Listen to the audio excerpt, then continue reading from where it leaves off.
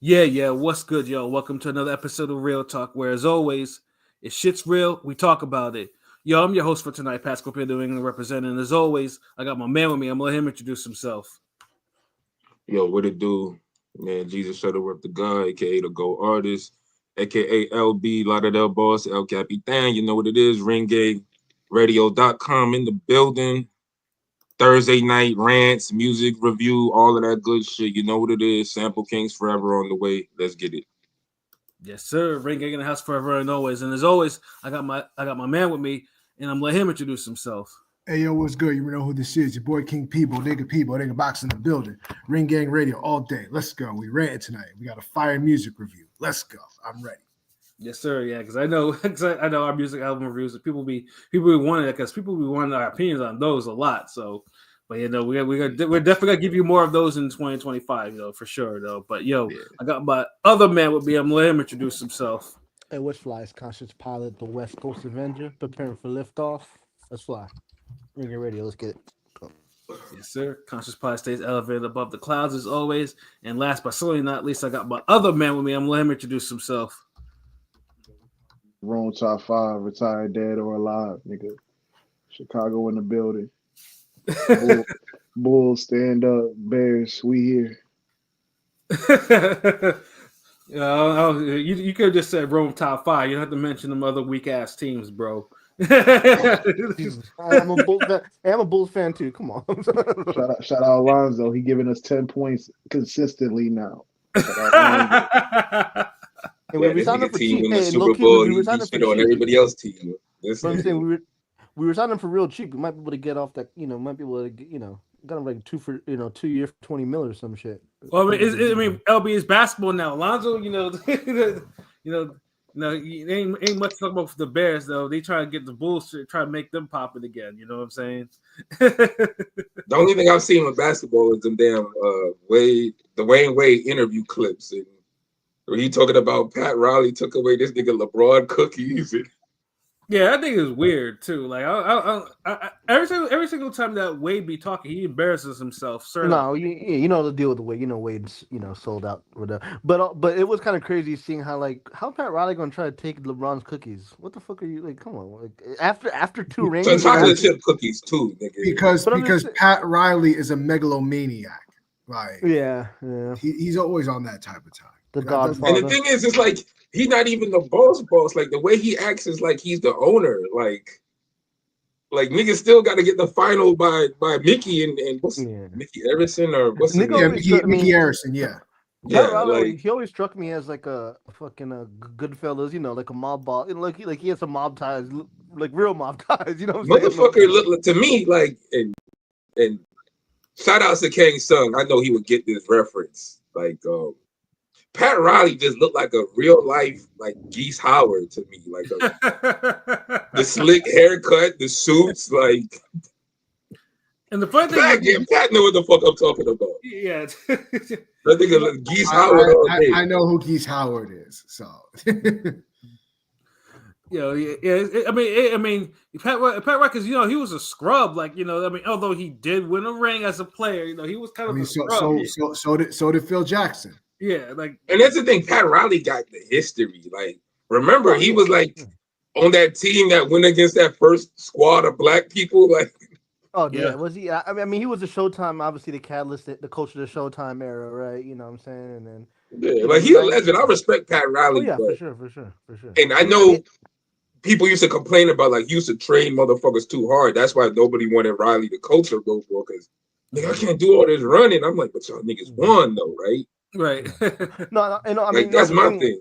I don't know if it's Pat Riley still because he's old as fuck, but I know like the Miami, they stay with these young players they draft like that aren't even high picks and they somehow are like diamonds in the rough, like all-star. You know what I'm saying? Dudes that aren't top 10 picks. It's kind of crazy.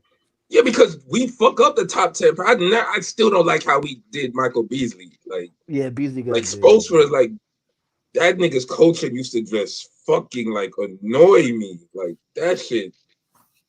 Yeah, because Beasley was supposed to be special. Traumatized. Yo, y'all remember?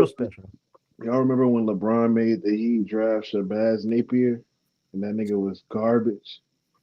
Yeah, he was. No, but that nigga in college was a ball. In college, he was like Nah, getting he crazy was. triple doubles. I and mean, shit. everybody's He was good in looking college, bad. nigga, because they're playing against other kids, nigga. Yeah, When you gotta play against a grown man, it's different. Yeah, That man strength check it.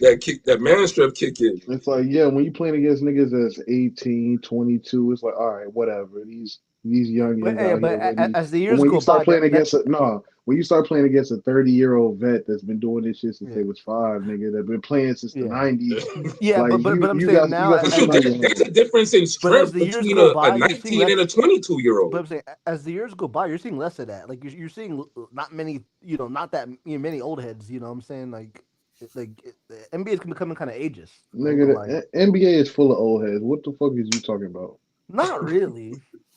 Not really. If you Not give me a really. team, I can nigga compare the the Clip. average age. No, I bet you if you compare the average age of NBA team now compared to like the Nigga, 90s, it's everybody on a huge difference. everybody on the Clippers is over 30.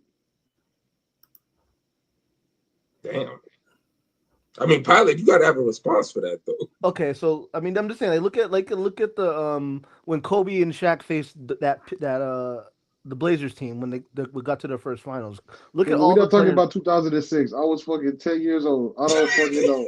Dude, that's what I was like. I'm talking about today. This nigga, it's like he didn't even go back. I could understood if he went back like 5 The years. best team, okay. Even this nigga said 2006. I was fucking 10 when the best Shaq team and right Kobe now in had the their NBA. run. No, hold on. The best team in the NBA right now is like the average age is like 25, 26. The Thunder. What team is that? The Thunder. Okay, that's one young team. Name what another. I'm saying is most of these young, look, Boston's fucking won the championship and their stars are only 26, 27. Like, what are you doing? Nigga, that's like what 36 teams, ain't it? It's 32. 32. My bad. I'm close enough, and this nigga just named 2 teams. The best teams in the league. I'm talking about. But name where are the superstars at? All of the superstars are on team with loaded with vets. Nigga, Russell Westbrook is fucking 48 years old. Time out. No, there's there's literally no vets. 32. There's only 32. There's one vet on Boston and Horford, and maybe Drew Holiday, of course. But I'm saying for Thunder, no, they don't really have a vet. Thunder is your best argument, and I agree with you already. So stop saying that. Say a different team. You can say you can say the Rockets. I said Boston. You can say the Rockets. I was just about to say Houston. But they also. All I'm saying is, if you say something like that, you gotta have like 5 or 6 teams off the top of your head. Like this nigga, that nigga, that nigga. Like it's not. I'm just saying. Hold on. What is your argument? What is the argument again? He's saying that young niggas run the NBA, and I'm saying that it's just as many old niggas as it is young niggas. So I mean, the young teams would be like the Thunder, the Grizzlies, the Rockets, the Wolves. I guess the Wolves kind of. The Wolves got 30-year-olds. Yeah. They're a little older now. They're a little older. I mean, the Cavs players are somewhat young. Cavs got fucking vets that's been in the league for 6 to 7 years. Like, come on. Max Strus. That nigga was on a fucking. But hold on. Max Strus is not your name in years. But Max Strus is not like a key player. Like their guy is Donovan Mitchell. That's like the vet. Okay, like, but Donovan Mitchell and Gardner probably 24. Donovan Mitchell got drafted by Utah probably like 6 years ago. No, but that's what I'm saying. Like all the other guys, like Jared Allen is still. He was drafted a couple of years ago, but he's still 26. He's still probably like 27. But like Evan Mobley is young. Darius Garland is young. So like really young. half of their guys are still young. Okay, I'll give you OKC and the Cavs. But that's it. I won't give you. Give me one team that's old. The Clippers are old. Yeah. The Pacers are young. The Pacers are old. The Pacers are not old. Pacers are old. The Pacers are not old. Only Miles Turner's old. The Pacers. That's when you get to the part where y'all gotta have the set average age for teams and shit. The Pacers are in like the median. Because listen, if you're saying young niggas run the game, that means your team is full. All right, hold on. Not 6 years. I'm about to. Regardless of the niggas, I'm doing it too. I'm doing it too. If you're a 6-year NBA vet, hold on. Here we go. So the average player by team. Let's see. The Spurs. The Kings 20 average 26, the Nuggets 26, the Timberwolves 26, the Mavericks 27, the Heat 27, The Clippers 27, but the Clippers have some vets though. Remember, this is all the bottom of the barrel in the league. But if you look, no, but here I'm looking at it too. No, hold on, hear me out. I'm looking at it too. If you go up to 20, where does it go to? Where's no, 30? No, hear me out. No, look it out. If you go to the Cavaliers are 21st at 27.1. What I'm saying is 21 teams. So 21 all the way to the Spurs at 23.5. All those teams are from 23.5 to 27. So basically, yeah, young niggas run the league. Because I could Google probably 20 years ago, the average was probably 30 years old. That's what I'm trying. You know what? Fuck it. Google that then, nigga, because you keep bringing up 30 fucking years ago. Average NBA of what year? Give me your 2000 average. Like, what, you said 2006 the first time, so fuck it. Do 2006. Because remember, every year 100 new young niggas get added. So it's not like this shit just started. This shit's been happening ever since there was a draft, nigga. Every fucking year, there's. But you have to keep in. But there's a caveat. There's a caveat. Drafted. No, there's a caveat in the draft. Remember, the freshmen. You know, you have to go to college now. You can't go out straight out of high school. All right, the average age. That's true, but how many players really came out of high school, nigga? Probably back like in the 15, day, I mean, 20. there was like 5 or 6. You know, every year 4 or 5, 3. You're the best of the best. Yeah, because but what are we going by? Because like the average, like there's the average age, and then because I'm looking at it. No, okay, but this is what we're trying to figure out. We're trying to figure out, okay, young niggas run a league, so that means all of the young teams are the best teams in the league, and all of the old teams are crumbling because them niggas can't walk, right? So what's up with the? I mean, technically, yeah, that's what I take from. But the Warriors are playing good with Jimmy Butler trade. Like they're balling out of control. Like Curry's at 56 today. You know what I'm saying? Like Curry at 56. So what's up with the Nuggets? The Nuggets are the average age is 26. 26 by age, 27 average by minutes. And Joker just turned 30. And Joker just turned 30 like a few days ago. I saw that. Yeah, Jokic. Okay, but what are we considering young though? That was what I was about to ask. That was the first thing niggas needed to establish. Because 25. Because remember when Kevin Durant was 26, he was a 10-year vet. So hold on.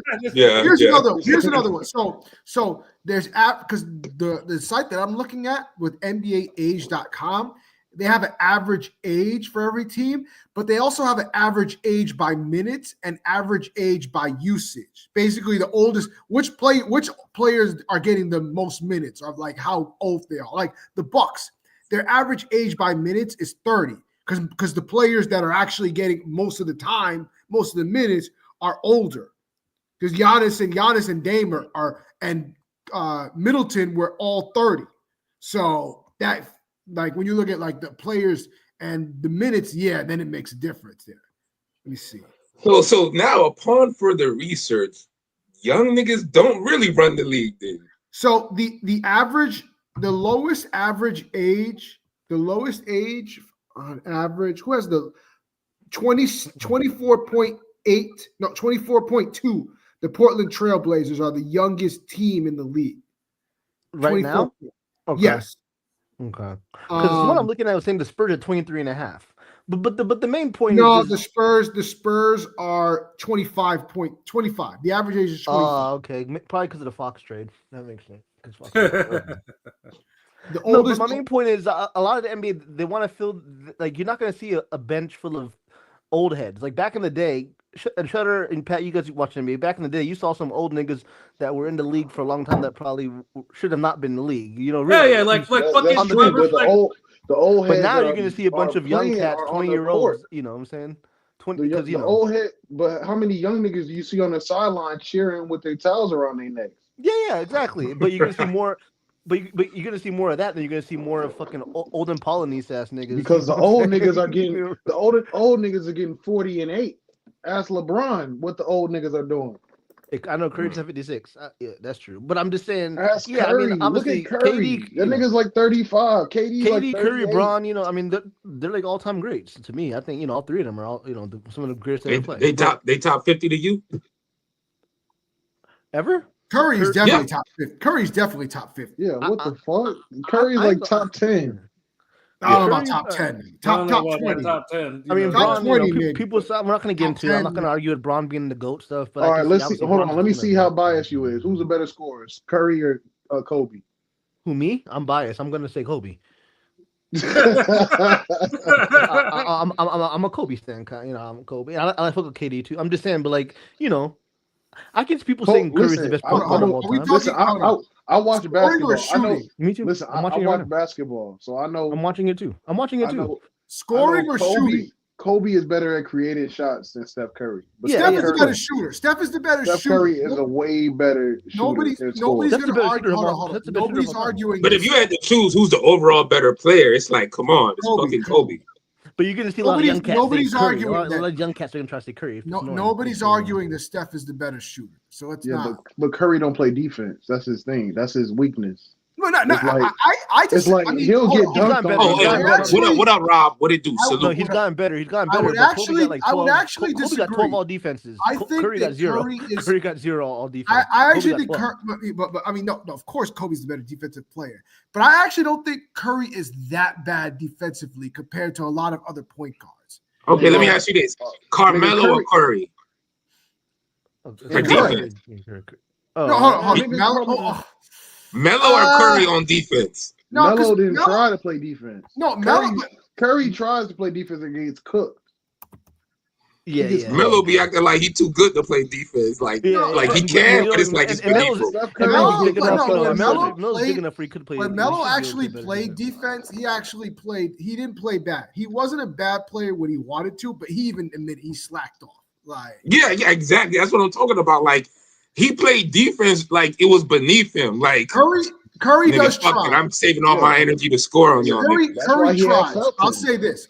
Curry tries to play defense. He tries. And he plays better. He plays better than some other point guards because most point guards these days are not very good defensively. They're like the worst of the defenders because it's hard to guard. Hold on. I don't know point how. Guards? Hold on. Real quick, pilot. I don't know how often y'all niggas hoop, but when you playing against like a young nigga who know he shouldn't be out there with y'all, but he's still trying to participate. That's what it looked like with Curry playing defense. Like he just a nigga that's out there. He just like, fuck it, I'll just try to stand. Almost like a jit. Like like as soon as they get the ball, they're taking a 3-point shot. Or they going straight past him. Like I know exactly what he's talking about. Yeah, like I say this. Curry's a better defender than Lillard. Dame is a trash defense. Dame is trash. He can't guard anybody, especially like some of his boxing takes. But I fuck like Lillard. But no. But at least Dame tried to shouts it out with the boxing, right? Yeah, but yeah, some of his takes are kind of, some of his tweets on the shit's kind of like. Yeah, see, my whole thing is with the boxing takes that other athletes have. Like, I love the enthusiasm, love that they fucking with the sport. But sometimes people overrate their enthusiasm for like knowledge. Like, yeah. Like, nigga, y'all just a bunch of damn Stephen A. Jr. sometimes. Like, we love the enthusiasm, but like y'all be saying some trash sometimes. No, like you saw Gilly. I don't know if you saw Gilly made some rounds about it. I know it's different, but Gilly's a rapper. But I'm just saying, he was on the Shannon Sharp show talking about the best boxers. You know what I'm saying? And Gilly knows his boxing. And actually, Gilly compared to them knows his boxing, but he's still kind of like, you don't know like us. They're like Gilly and Cam and all them niggas. They're like a step above them other niggas. Like like you could tell they've like watched boxing throughout the years and they know good amount of fighters and shit. Well, I know Cameron's uncle was something Giles. He was a trainer. He trained like fucking hella fighters. Well, and then New York, like it's like the culture, like that's like I think somebody was making fun of them. Type shit. Yeah, like you see, somebody made a Billy Giles was talking about one of the tank pictures, and they was talking about they in a high school gym, and niggas had to remind them, like motherfucker, that's Gleason's gym, nigga. Hold on. So because you said something about Cam, because Cam, I guess Cam's uncle is Billy Giles, who trained Hector Camacho and Camacho. Davis. Yeah, he trained those guys. Yeah, no, I thought it was known Paulie, that Cam knows the boxing game. Like, I mean, like when he talks about boxing, he talks about it like he knows what he's talking about. Like, I don't know. Yeah. Even Mace sometimes, but yeah, Mason. No, it's funny. Mace knows boxing more than he be watching football. Yeah, no, I mean, I'm not gonna lie. Mace just be laughing the whole show. That shit be funny. I'll tell you, a rapper that does know his boxing very well. Royce be talking boxing. Royce, I mean, you know who else? I don't know if it's a segue, but also Ransom knows this shit too. Yeah, where do y'all hear these niggas talk?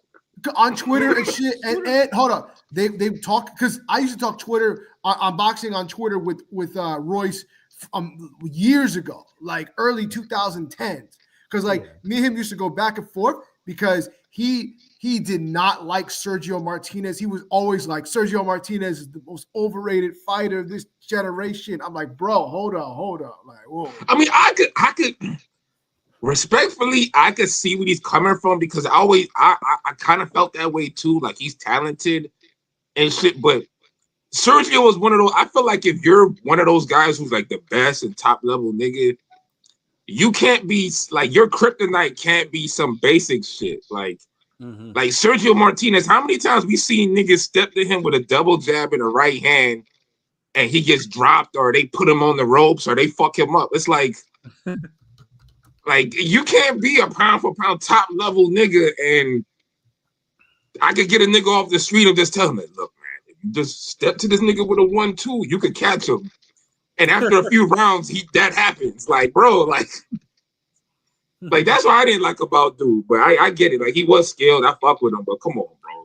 Well, I mean, like, Royce, he was struggling with too many of them euros. But also, you can tell like rappers that constantly always have some boxing bars, and not just a Tyson bar or custom, but there's certain bars you can tell with, hell, Royce Ransom got a whole song with a whole bunch of boxing punchlines, nonstop. Been there, done that, nigga. Yeah. But done that several times, nigga. If you're saying the fuck we doing, like, if you're saying Golovkin's name in a rap, then you probably know your boxing good enough. Duffel bag. Yeah. I mean, but this is the thing, like, Golovkin was still one of the top niggas, though, like. Yeah, that's true. Like, start naming some random motherfucker. Name like Joshua Clottey or something. Name Gennaro Hernandez or some shit. Rest in peace. I'm about to catch a body, throwing my uppercuts like Joshua Clottey. Like, nigga, like. I mean, motherfucker saying the top 10 pound for pound niggas. No, mention fucking a random nigga Winky Wright fought 17 years ago or something. I mean, shit. I mean, even back to the day, Fat Joe used to mention fucking Livingston Bramble, and that's not a name that niggas be throwing around like that. Like, that's that type of shit. Like, you know what I'm saying? But but that is a good segue with Ransom and all, because we did listen to it. We had an album review finally. Try to get one off. Hopefully, get some more off. Ransom and Dave East. You know what I'm saying? They put out a project called Final Call. You know what I'm saying? And I know in the chat, I kind of mentioned, I don't know if it's something that Rome would actually enjoy, because it's honestly, I didn't get that when you put that in there, because I was like, don't this nigga listen to Ransom? I listen. There's so many different ransoms. I don't even know which ransom I'll be listening to. But I listen to the one with the bars, nigga. There's only one ransom. There's the ransom from A-Team from New Jersey, nigga. That ransom. There's another one. There's a storm. Triangle offense. There's another one. Ransom from TDE. I don't count that nigga. Yeah, I don't know who that is. Like, Ransom. I feel like old. I've listened to Ransom for at least 20 years now. Same here. 20 years. Exactly 20 years. It's crazy. So that's why I was kind of like, I think this nigga. I've heard him here fucking Ransom before. So. I listened to the other Ransom, but I got introduced to this Ransom through Griselda. See, and that's why I know this nigga listen to Griselda. So. You can't listen to Griselda and not know who Ransom is, or heard some fucking decent amounts of Ransom. So that's why I was like, him and Conway have an album together. So that's what I'm saying. Like, so when he said that shit, that's why I was like, why would he say that? Like, this nigga listens to Ransom. I thought he was a nigga that they was putting on. I didn't know this nigga been out. Hell no, he was around before. No, he was. He was basically Fabulous and Joe Budden and Little Bro. in a sense. Yeah, except they all from the same era, Saigon, all the big. Yeah, they're from the same. Except with Ransom didn't want to cross over. He just want basically he's how Lloyd Banks is now. Just wants to rap, and he just never chased the crossover. But he's got a cult fan base. Like I'm a fan of Ransom. You know what I'm saying? Like he's like, if you've been rapping for 20 years, you better have a fucking cult fan. That's true. Especially if you ain't trying to cross over. But I mean, there's certain guys, like Currency. There's certain guys that have a strong cult fan base. They can. Yeah, but it's different. Currency had like higher mainstream looks and shit. I mean, I used to bump. What's that shit he had with Remy Ma and Lil? Where the cash at? Yeah, like come on. Yeah, Ransom Ransom never had no look like that. Yeah, Ransom never graduated from the DJ Clue circuit. You know what I'm saying? Like everybody else, like Ransom is like Billy Bathgate if he would have kept rapping. Even like I remember his boy Hitchcock. Hitchcock knows his boxing too. Hitchcock actually he talks boxing a lot more. But I remember R.A. the Rugged Man. I think he still talks about that shit. Yeah. Oh, R.A. the Rugged Man knows his boxing. Yeah. I mean, was it him and Floyd used to go at it? Yeah, I remember that. But yeah, no, this album was fire. So pretty much the good of this album is like Ransom still got it. Ransom was spent all throughout this album. Like honestly, if he wasn't this, it probably wouldn't have not been as listenable because, like I said, Dave voice is kind of grating now. Like I hate the voice. I'm sorry, can I just say that? Niggas is like, yo, let me get a Dave East free version of this project. Real quick, I listened to Dave East couple mixtapes with the Styles P joint, the Kiari, I think he had a daughter name. I like a few songs, the KD songs, but I'm just saying, like, that was a few years ago. But over the years, progressively, his voice has just gotten worse and worse, and it makes it really, to me, almost unbearable. Nah, the Styles P shit was a few years ago. The Styles P shit was fire. The Styles P shit was fire. I know that was fire. That's something we were supposed to review and we didn't get a chance to. The thing is, it's a raspy on a couple tracks, but it's a pattern with Davies. Like I've always said, like Davies can, like some people get on me over this. No, some people get. Listen, I never said that Davies can't rap because my man Ty, keep it $100 and shout out to him. He always get on me pause because he's like, you don't fuck with Davies. How you don't fuck with Davies? You think he trash? Like I don't think he trash. Davies can rap, but he's boring. Rap, yeah. He's fucking boring. He's boring. Like he I always can't. I won't say he's boring. He's like one dimensional. I always preferred, like when it was like him and Don Q. He's better when he's better or more tolerable when he's with other people. Like when like you said, the Styles P shit was fire, and now the Ransom shit's fire. Like because he's just the Kiara shit by himself was fire too. It was good, but that he had like Nas. He's not with Master anymore. He had features, but he still had good solos. But all I'm saying is like.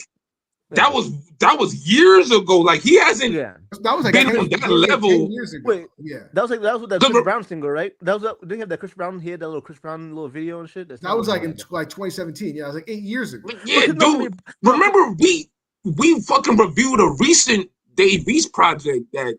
Remember, I think somebody in the comments was like, "Hey, yo, review the Dave East, and." Yeah, we reviewed it and we all gave that shit a unanimous fucking 6. It was a Karma 3. I remember. Karma yeah. I remember that. I think I was. So like we like Dave East is cool. He ain't whack. It's just no, he's never been whack, but it came off to me like I don't know. He's like a Tinashe of rap. Pause. What? And what I'm saying is, he's like a Tinashe of rap. Okay, I feel like what is that even supposed to mean? Explain it. I know, right? There's talent there, okay? There's talent, but something's missing, and there's something been missing, and that's why they never got fully on. What's missing is because basically this the project kind of contrasts because Ransom has a rapping voice, like when he raps, it sounds natural, like there ain't no bullshit, like motherfucker just he spits and bam, it goes. It's real one dimensional flow, but it's amazing. The bars are crazy. So Dave can rap too, but his rapping voice ain't. It's like a horrible contrast. Like you don't want to listen to, like you're listening, but it's like, God damn, it's great to listen to. His rapping voice used to be straight.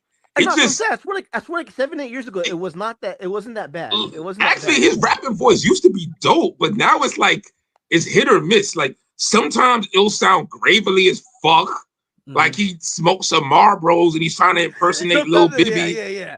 Sometimes it's very bad. Sometimes Yeah, really, very really bad. Then sometimes it's like, all right, it's cool, it's okay. Like I fucks with it, like, and it's too much of that. Like, yeah, like I need your voice to be on one octave or whatever the fuck. Like, he must need to be on. He must have smoked his vocal cords out. Pause. Yeah, that or I heard. Nigga, like, how much smoking you doing? No, I remember seeing a podcast. I don't know, like he said he was like on the codeine and shit. So he probably just all the drugs probably ruined his shit. You know, sometimes that's the case. The codeine had to do it, cause bro, like smoking. Cause if it was just pure smoking, way more niggas' voices would be fucked up. Yeah, exactly. Your voice wouldn't be that bad. Hold on. I'm pretty sure. What's his name? George Clinton. That happened to him. I think he mentioned that once. How like he smoked too much and his vocal cords wasn't the same after that. No, I don't think it was the I don't think it's his vocal cords that kind of that motherfucker. These niggas was doing all types of fucking drugs, bro. This wasn't just This wasn't just weed. This ain't just weed. That can't be just weed. I wasn't gonna go into the whole history. I was just gonna say smoke. Yeah, his vocal. I mean, I wouldn't. His vocal cords ain't shut. You know, I mean, he smoked his brain cells kind of like out there, bro. Like he's like. Like he you know, I mean, it's sad to say because he does speak normal, but you know, the drugs, you know, it messed him up. You know, but yeah, no, I think that's just like the biggest contrast though. But like I said, the cat they were spitting the production too. Like now, usually like a whole album full of beats that don't have any drums behind it can kind of get grating after a while. But I get it. Niggas like to rap over soul. That's the ransom specialty. That the ransom specialty, rapping with over beats with no drums, with like little bit of drums, like tiny bit of drum. That's like the I feel like niggas do that because they can't ride the beat or they lazy. Like I can see that.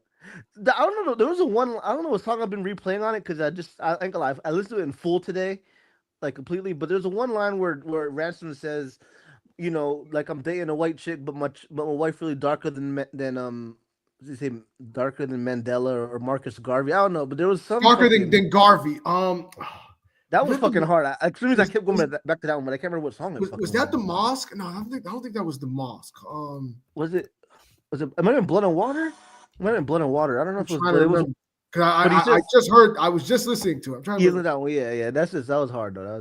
Ransom just be killing shit. Like that's the guy. Like it was like it was Blood and Water. It was Blood and Water. Yeah. But so like it's just like it's crazy. Like I never heard this nigga ever have a whack verse in 20 years. I don't know. Maybe I'm a glazing, but there's certain niggas like Jadakiss. No, some niggas like that. They don't really have a whack verse ever. Yeah.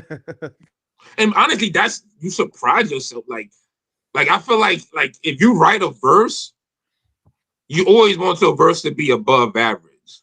Of course. Yeah. So if your verse hits a 5, then it's like, damn. Yeah. Like if your verse shouldn't ever go below a 6. But I enjoyed a lot of the references, a lot of the like Pan-African references, the Malcolm X theme, of course, which was I'm sure he did that on purpose of dropping this on the date of his of Malcolm X's death and then calling the first track Autobahn Ballroom, which that was one of my favorite tracks on there. Like let's set that shit off right though. Yeah. The intro was dope. The J Electronica, the second one, I was like, I fucked with the final call. I feel like J Electronica's like an AI or a fake. I don't feel Electronica's verse. I'm like, come on, I like Electronica, but that verse was kind of weird to me. No, I fucked with his verse. It was cool, yeah. I mean, Meth also dropped on By Any Means Necessary. That was a dope verse from him. Meth's been killing shit. Like he killed that. The first 4 fucking tracks, I was playing over and over. Autobahn Ballroom, Final Call, Soul Food and Mecca. By Any Means. Soul Food and Mecca was dope. Soul Food and Mecca is the shit. Now, real quick, I want to mention that on the Al Kabir piece, that sounds like a Larry Jr. Dom Candy West Coast beat. It was kind of interesting. Yeah, I mean that was the girl track, the commercial, and it did. I think that was like the track. That was like the only track that actually had some. I mean, they should probably drop a video if they haven't dropped the visual or something for that, because I feel like that's kind of a song. It's unusual of a Ransom to have that kind of with Dave East even. So. Yeah, he probably won't though. He probably won't drop no video. Probably won't. But it's super West Coast. But yeah, the first. I think they got like 2 videos already. The first 4 tracks were like he. It wasn't after that, and the tracks after that, I'm not saying were bad, but like fuck the Mayhem. 22 G's did not fit on that fucking song. That was like, all right, well, why the fuck we put him on this shit? I mean, I thought he was decent. I thought he was spitting though. Yeah, so did I. Like, it really didn't fit. I don't know. It just didn't fit. Yo, man, sometimes you just want a nigga to jump on the song and spit a dope verse, bro. Like, like this nigga That's King true. Pete was gonna AR the fuck out the album. Like, nah, man, you didn't have enough Muslim references. Like, dude, like, like I don't like how you mentioned pork in the second bar. Like, nigga, yo, Dylan, get this motherfucking puff out the goddamn studio. I mean, the track that didn't really do for me was Exotic Prayer Rugs. Wasn't fucking with that track that much. Yeah, that's okay. Like, I feel you on that, Pat. Like, yeah. Maybe it was the beat or something. Yeah, but... no, I didn't like it. That one was kind of weak, and I ain't gonna lie. When I heard the guy in the end, I kind of. I think the two. I think it wasn't a bad, but that is one of the ones that like one of the 2 songs that I really didn't like care for all that much. That and Al Kabir Beach was all right, but like, I don't know. I didn't like. Yeah, that was. Yeah, it was all right. Yeah, it was unfortunately it was Dave. I didn't like Dave's fucking verse on that shit. I was like, oh come on. Yeah, I can't listen to that gravelly and like and no, chord starts. Here's the thing. No, it wasn't only that it was gravelly. It was like the Al Kabir Beach might have probably been like one of the most like soulful beats on that, and he just like the gravelly over the soulfulness was not mixed. Like, bro. Yeah, I ain't trying to hear no battle cat sandling ass nigga on the soulful beat. Like, I mean, truthfully, if it had some drums, maybe it would have probably made him kind of spit that a little different if it had some drums. But yeah, him drive. I mean, he did his best, rapping over soul samples and shit like that. But I have a feeling like he probably needs like drums in order to try to guide how he actually spits the shit. No, I'll say with this, the one verse that I really fucked with from Dave East on this album was on the Mosque. I fucked with his verse on that. Yeah, he did his shit on that one, but he was hit or miss. But that one, he was spitting on that one. Yeah, I just wish he had more moments where it kind of came together on it. But yeah, it was just like it just seemed like Dave was just trying his hardest not to fuck up the vibe of the album, where Ransom was just effortlessly just like killing each track. You know what I mean? Yeah, like Ransom did like a lot of the heavy lifting on this. And I love the one of my favorite songs on there was actually the last one, Farewells. I was fucking with that one, especially Ransom. Yeah, that was a good one. Yeah, Farewells. And then the Malcolm X clip quote to end it. Started with Malcolm X, ended with Malcolm X. That was a great way to end it. But Farewells was Farewells, Audubon Ballroom, Soul Food in Mecca, and By Any Means, like those are like probably my favorite to them. And Final Call. But like, yeah, half the album I was fucking with. Like, heavy. Hey, yo, Rome, you've been quiet, so what's your thoughts on this album? Or did he just smoke himself retarded? Oh, there you are. My bad. Yeah, my bad. Yeah, the album was cool. I like Mayhem, 22 G's. That nigga raw. Mm-hmm. He led the way. Davies led the way. Ransom is cool sometimes.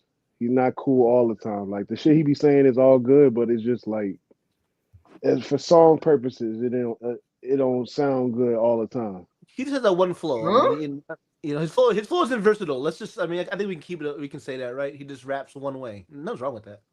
Yeah, but it's one way that's dope. Like Dave East is one way, but it's one way that's hit or miss. No, Davies has many different pockets. Ransom stays in the same pocket on pretty much every song. Hold on, and that might be the problem with Davies. He tries to hit too many pockets, and it's not good at half of them.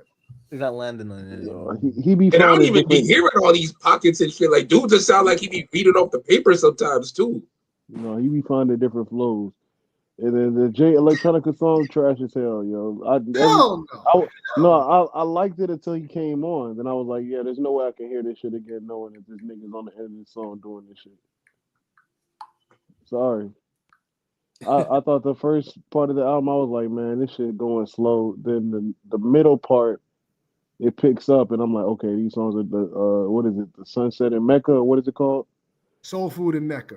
That was the third Fire. track. Yeah, that track was fire. I was like, okay, it's picking up. And then the next track was fire. And then what, Mayhem was after that, and I was like, Yeah, okay, this By Any album. Means Necessary was the one after Soul Food in Mecca. And then Mayhem,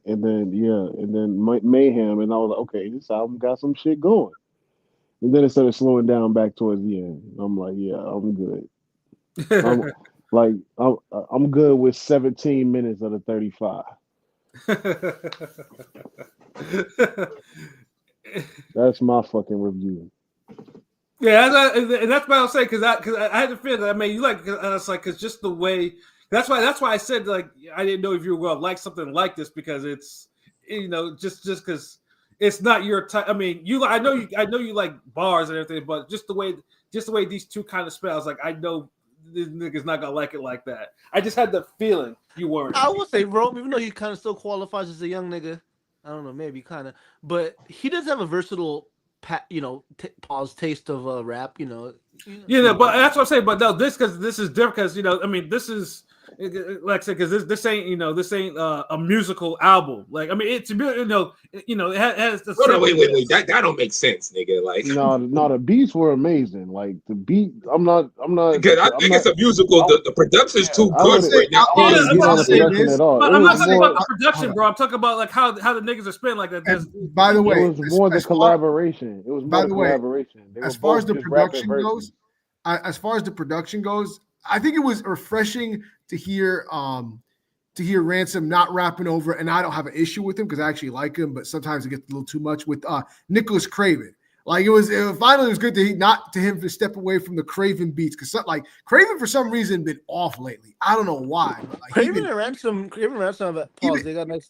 No, but the thing is like Craven is good, but then he has his times where it's just like he oversaturates, and then it's the same soulless sounding beats. I'm just like, okay. He's like a poor man's really because I think Alchemist he's like a poor man's Alchemist, a really poor man. Similar, not even close. He's not even close to Alchemist. No, with the soul, but I'm saying like similar, with the soulful and Alchemist. A lot of they don't do the drums, the drumless shit too. You know what I mean? So, and I'm not gonna lie, Alchemist got plenty of shit with the drums. They were sampling. They were sampling some songs that I like anyway.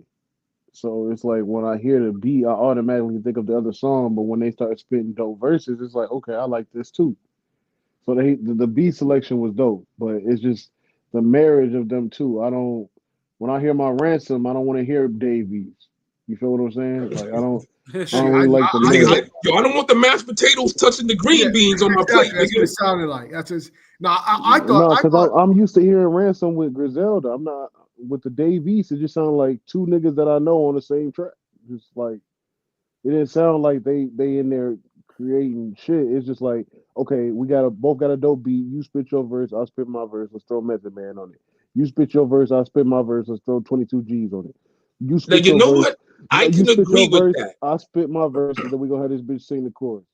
You spit your verse, come on, and then we gonna have real ruin the song. Chemistry, like that's the word, chemistry. Yeah, there's no real chemistry on the album. Like he is right about that. Like it does feel like, and it's crazy too because if somebody would have told me these niggas just made this album through emails, where like it's like, hey nigga, like I sent you a beat, you heard it, yeah, I fuck with it. Yeah, put your verse on it, yeah.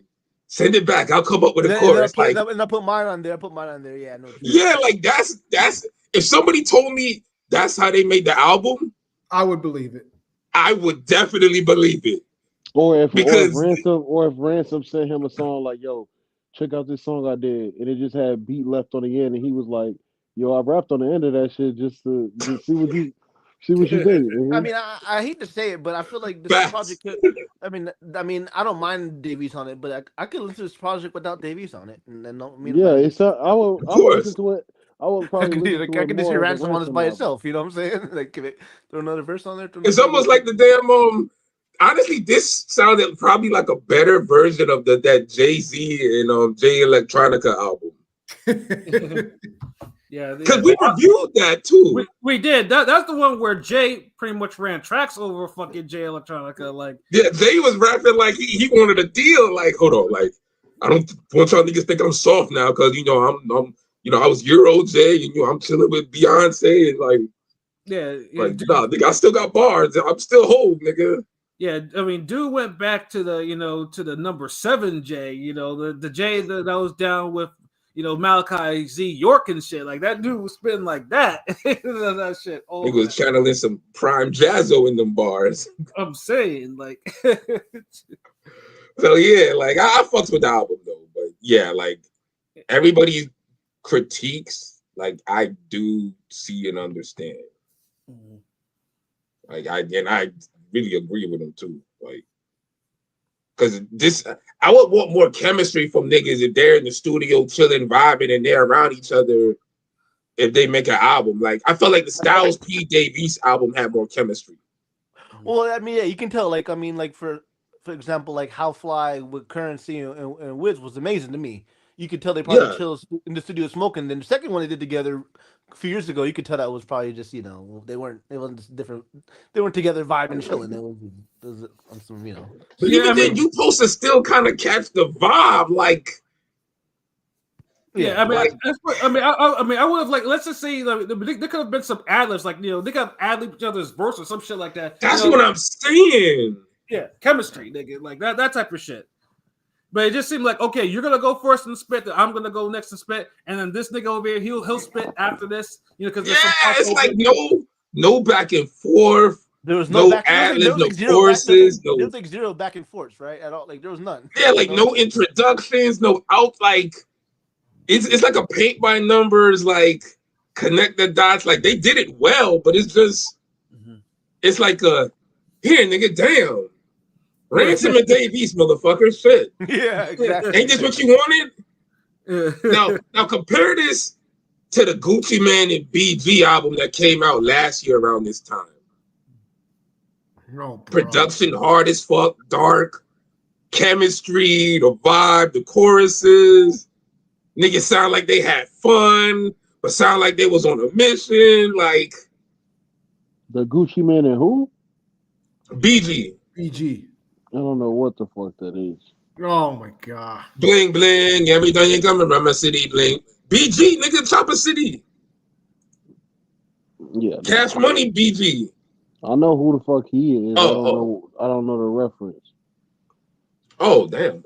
Nah, they dropped the album. I think Choppers and Bricks last year, and it was fucking fire.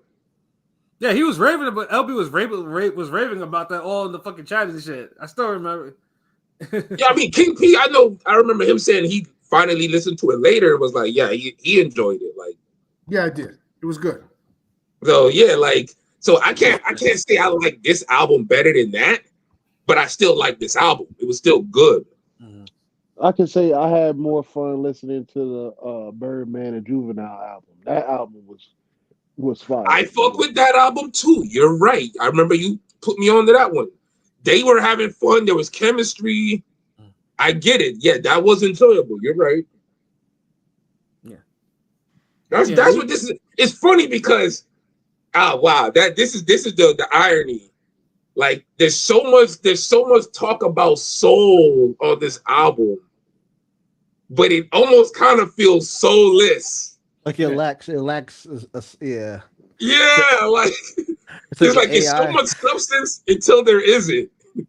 Yeah, good thing this shit was 30 minutes because if an hour. But I mean, shout out happy because I saw I did see Ransom post or tweet that he was like up, high up in terms of the weekly chartings, and that's dope for real rap. That's because that's what it was. At the end of the day, it was still bars. It's still like rap music, hip hop. To the essence. Yeah. Fuck that. I'm a rep for the album. Like I fucked with it. Like, but you're making me like I had an 8. I can't compare it to like other shit. Like it ain't better than a lot of other shit out there. I was definitely gonna give it an 8 until LB broke it down. Like it was basically like they just packed it in and didn't really put any effort. It's like shit. But you know what? I couldn't I think it's a 7. Same. But yeah, so I'll say a 7 too. I'll say a 7. Yeah. I wouldn't disagree. I give it an 8. Yeah, like that's what I was gonna say. I wouldn't disagree with an 8. I could see an 8, but to me it's a 7. But I can't see nothing higher than an 8. No, I'm going 6 because it was feature heavy on a short project, and they needed help. And it's already a collab. They needed help from production, and they needed help from Method Man and 22 G's and like chicks and like no. And you had to call on J Electronica, nigga. Like, come on. And that nigga Yeah, if you have all them features, nigga, this album needed to be like 12 or 13 songs. But then, like, no. Like I don't know if y'all could even handle that. Like it's feature heavy on the short project. That's a 6, yo. You know what? I could understand the 6. Like it really is a 6 through 8 album. Really, where you kind of prefer, like if you like certain things more than others, you might lean more to the 8. If you like other things or didn't like other things more than others, you'll lean more to the 6. But I'm like right in the middle, pause, like 7. So, so 7, like what, 3 7s, a 6 and an 8. Yeah, that's what it looks like. Yeah, that's still not bad. I'm going back in the comments. Let me see. This nigga Rob was like, man, skip. And he's like, dude, sound like they're reading off of paper. We said that at the same exact time, Shadow, where, salute, man, props for that. But yeah, there is some times where it sounds like Dave East is standing in front of the class reading a presentation about drugs or some shit.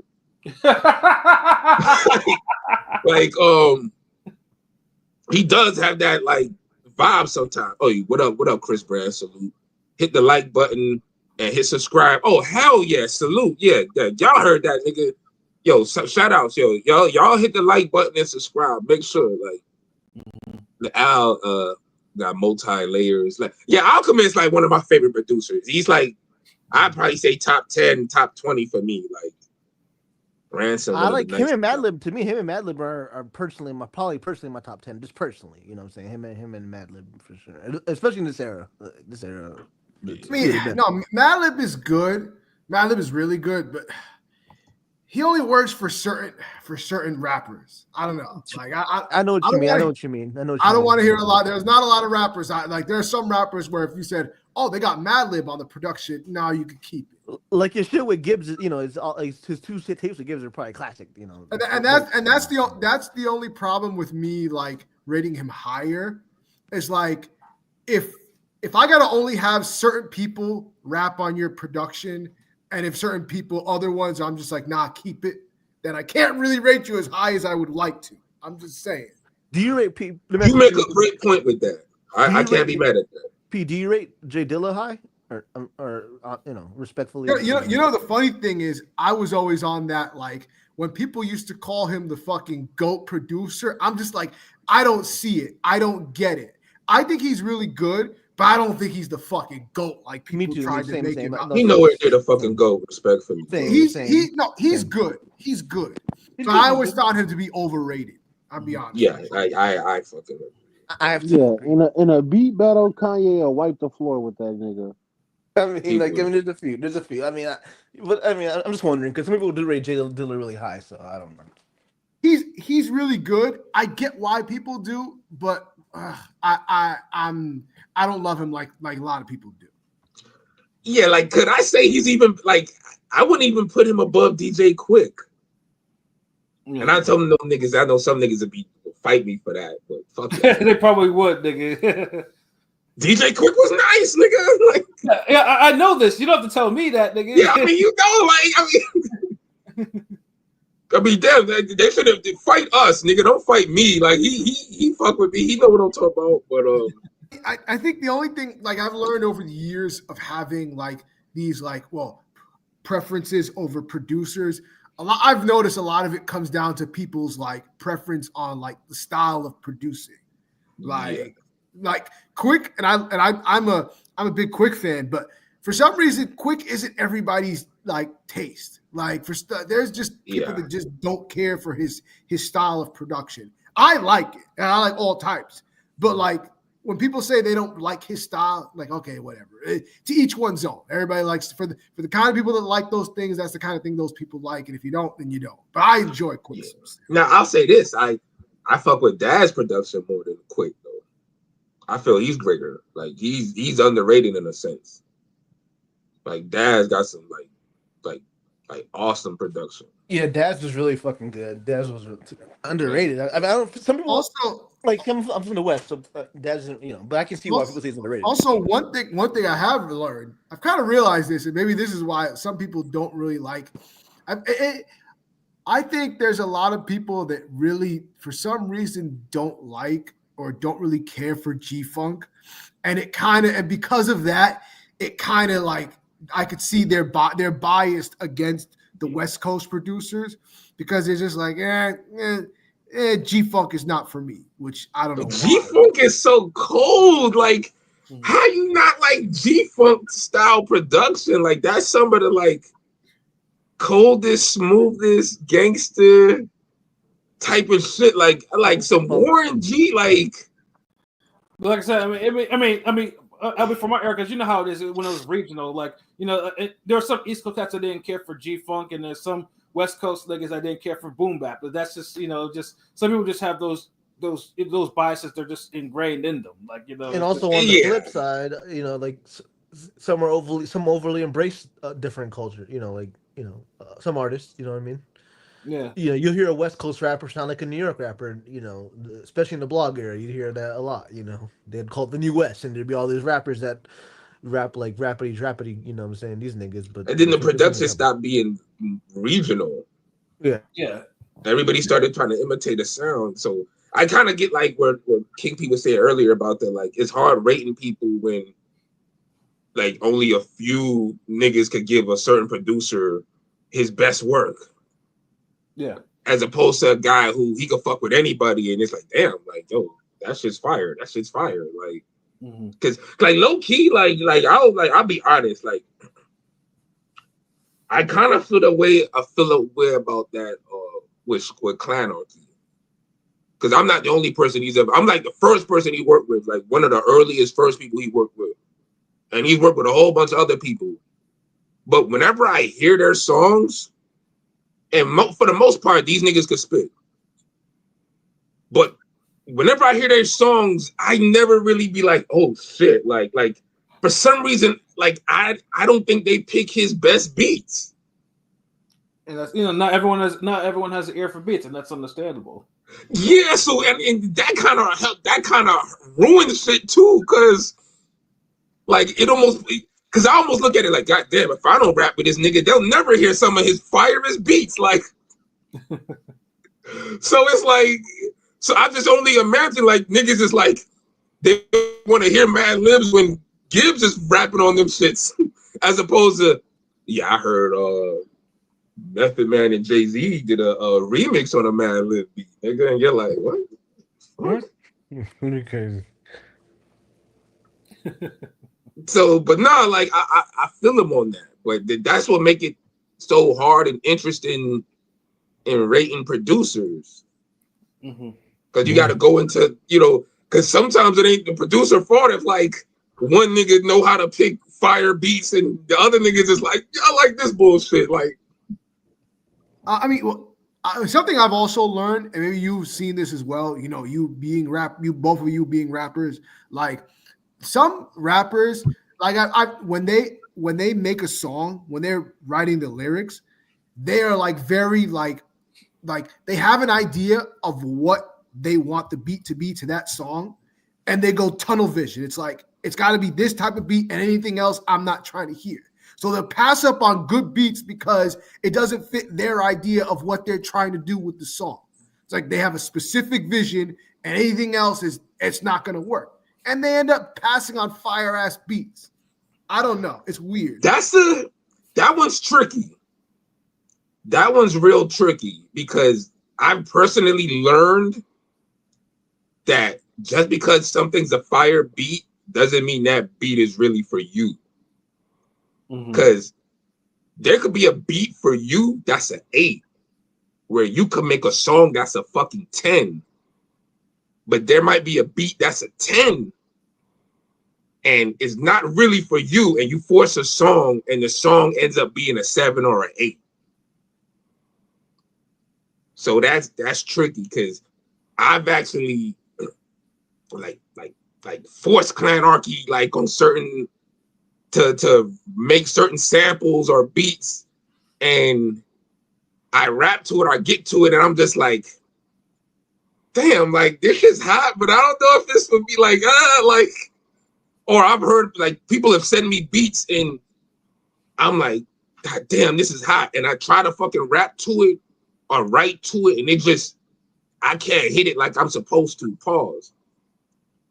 So it's like you don't give your all to that shit. So I could understand that, like somewhat. Like I get that. Well, I guess to me, I guess my thing is, and this is not to you personally. When I look at it, is okay.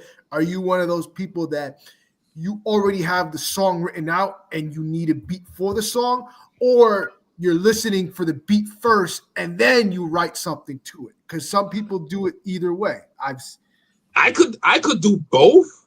But usually, I like to hear the beat first and write to the beat, because then you could kind of get the vibe.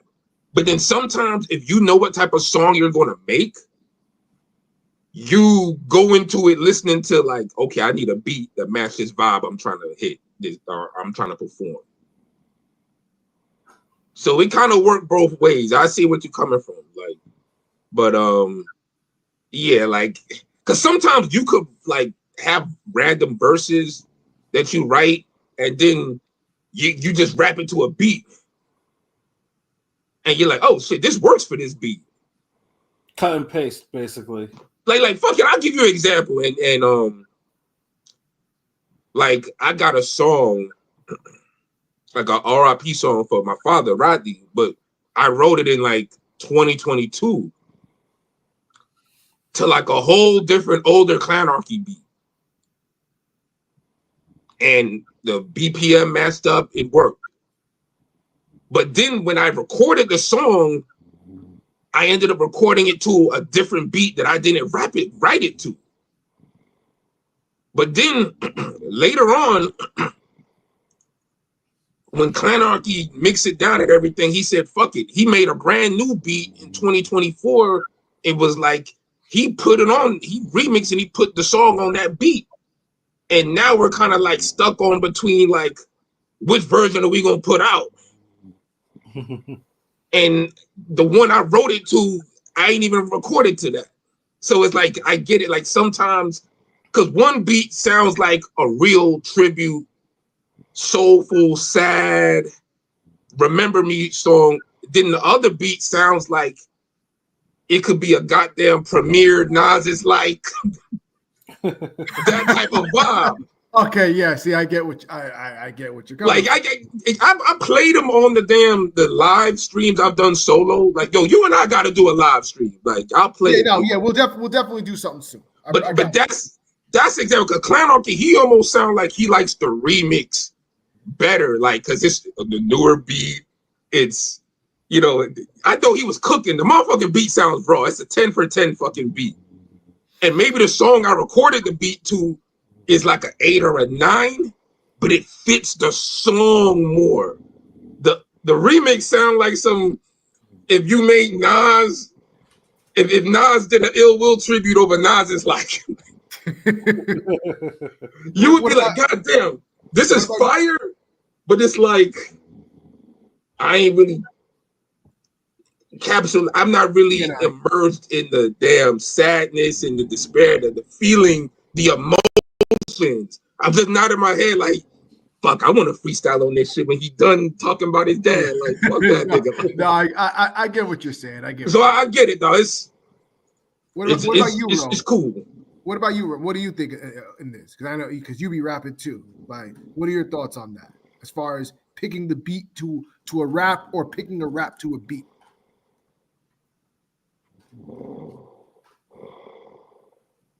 Is he snoring?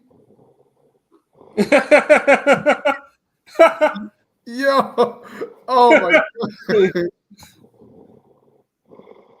Yo, Mike, can you mute his mic? Yeah, can you mute his mic? Yo, this nigga snoring. Yeah, nigga's tired. This nigga. Oh man. Yeah. I'll let Ro. Let me go kick him from here. Yeah, just kick him for now. Kick him now. If he This gets up, he gets up. Let him sleep. Let him sleep.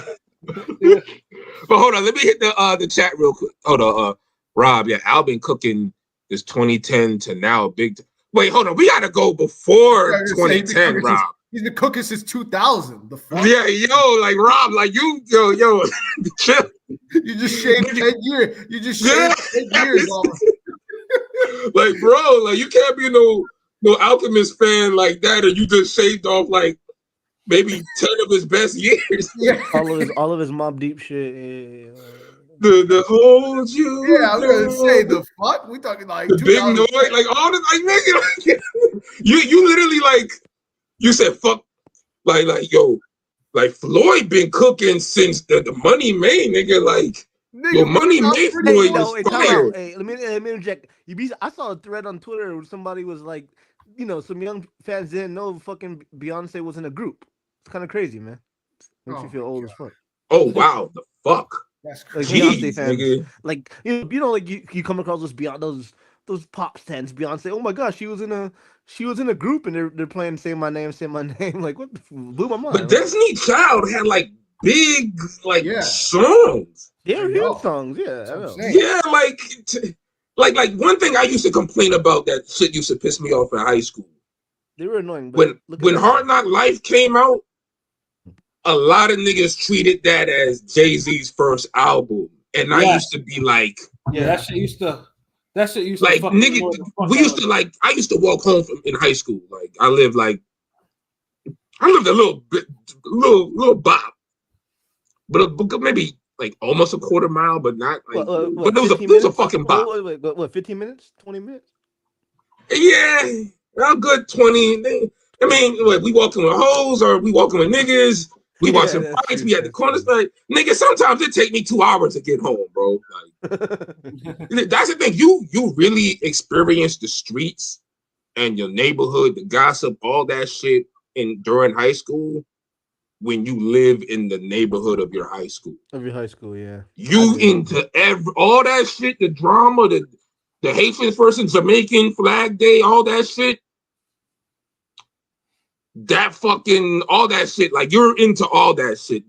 When so-and-so gets shot, who getting pregnant, this, that, yeah, all that shit. The random fight, just the random fight, The random fights, man, it'd be crazy. But yeah, fucking my bad. The score boxing chat. Salute. What up, God? Thoughts on British rap? It's hit or miss. One of my favorite, I would say. What's that shit? What's his name? Did Welcome to England or This Is England? Chris Brady said shit trash. I will say shout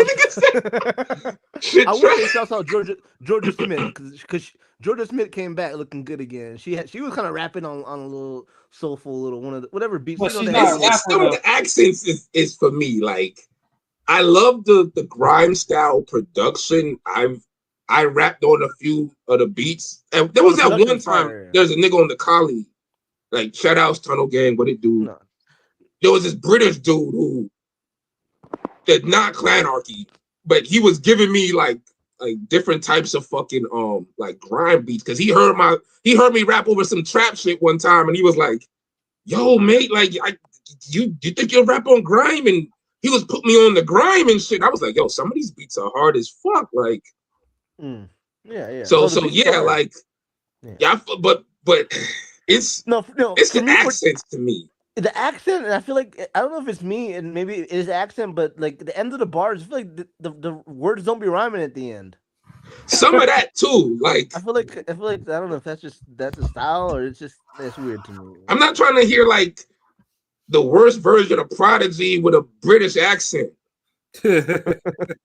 Like me, stop your blood clot face, mate. Throw engine oil at your eyes, mate. Like you can't like, and I'm rhyming that. Like imagine a nigga rhyming that. And that'll be your fate or some shit. Yeah, like so yeah, like and this is the thing. I'm one of these people I really fuck with like the British culture, like the movies, the slang, all that shit, like the shows. Like my fucking favorite produced Clanarchy, fucking British, like UK, like.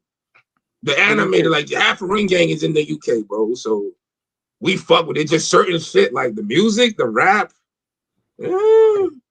Yeah, I'll take the food and music here. That's all. Yeah, definitely.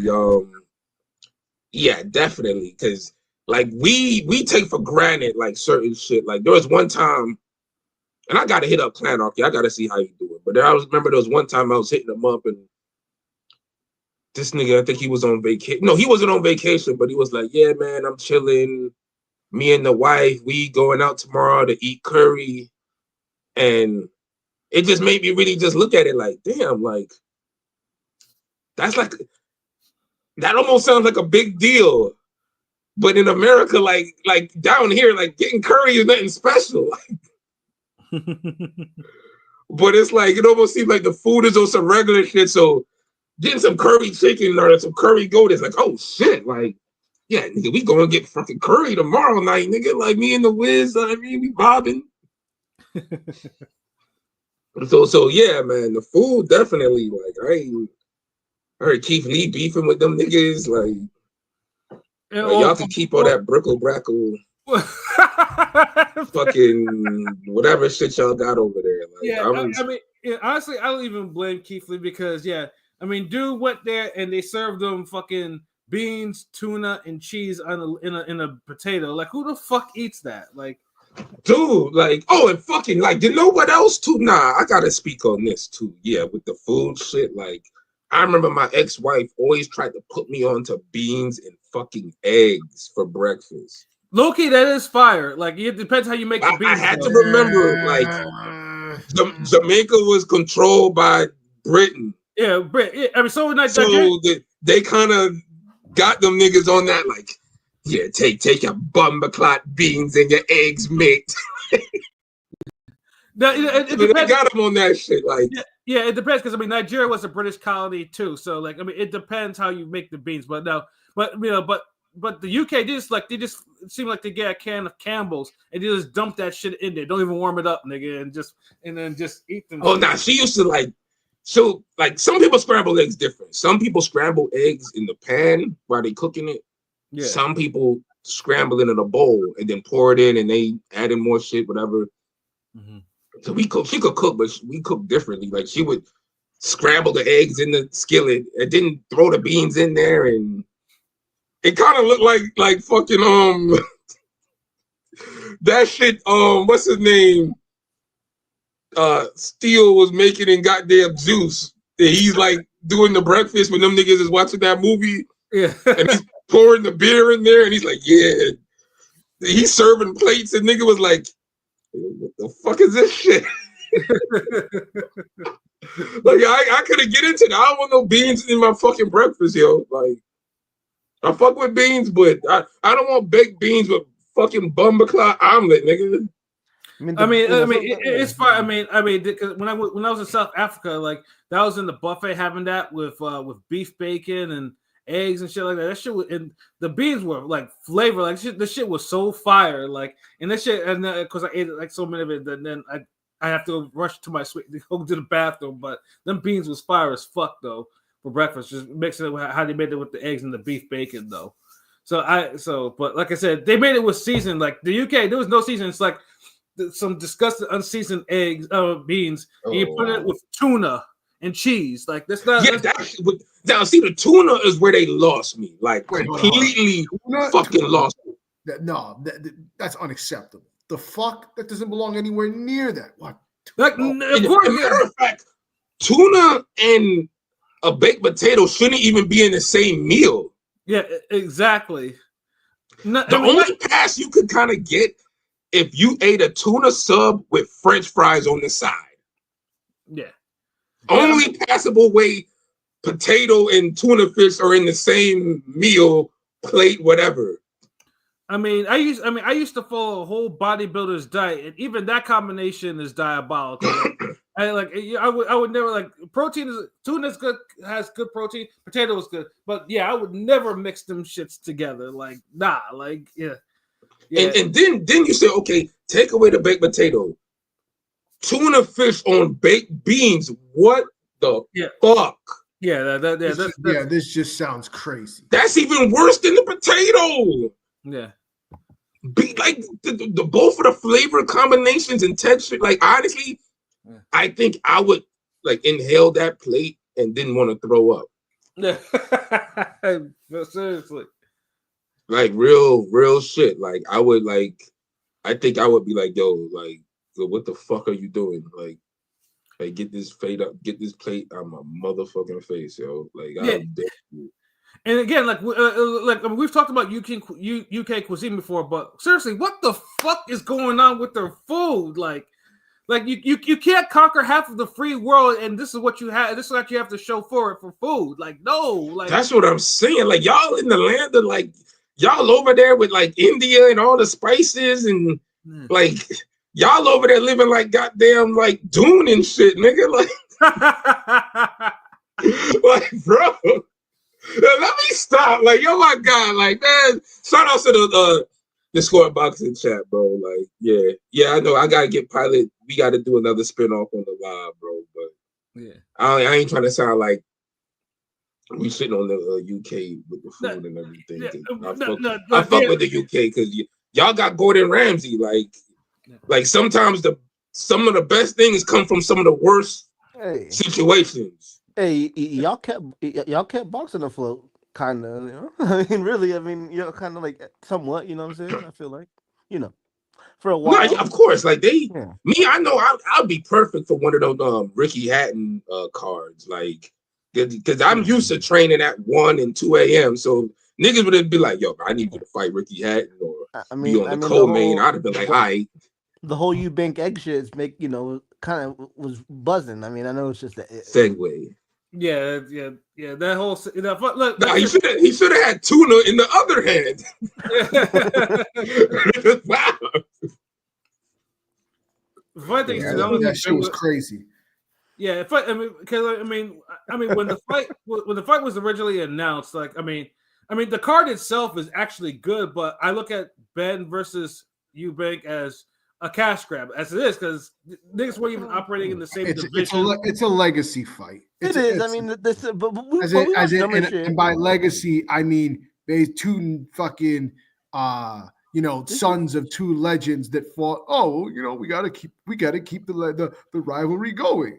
It's the Fraser Ali of this era, I guess. Is this more legit? But just man version. For the Brits. Would y'all say this is more legit than any Jake Paul boxing, fight he ever had? It is, but it's like you're in the same region of it. But I'm saying is because the thing is Jake Paul, he's fighting guys relatively the same, in his weight class. So, is this more a realistic fight, a true fight than a Jake Paul fight? Is what I'm saying. I mean, Jake Paul doesn't. It is. It's a legit fight. I mean, Jake Paul is not. I mean, he won't fight a legit cruiserweight because they body him. Yeah, he would get fucked to give up. Yeah, and the thing is, I feel like there's middleweights that would body Jake Paul. Yeah, remember, Pat, all y'all niggas have been in boxing gyms before. You've seen sparring where I talk shit a about lightweight is tearing up a welterweight or some shit. I talk shit about him, but I think Janabek would probably spar with Jake Paul. Really, of course. Yeah. I'd be surprised if he didn't. I'd be surprised if he didn't zap him. Yeah, see, we would damn spark fucking Jake Paul. They just stop. Yeah, because Jake Paul's true level, they're trying to milk it for all it's worth, but eventually it will catch up to him, and it always does. But see, I don't like the hypocrisy with Turkey. Jake Paul ain't real. This is that bullshit boxing. But then I've seen tweets where he's discussing business with KSI, bro. Not discussing. He's actually KSI's there. He's already, there. So, because shout out to Android. He I know y'all niggas like, oh yeah, he would give you that tweet, motherfucker. Oh, of course he would. Yeah.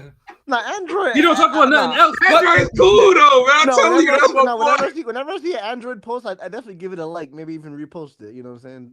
Yeah, Android. I'm telling you, boy, he stay on him, but.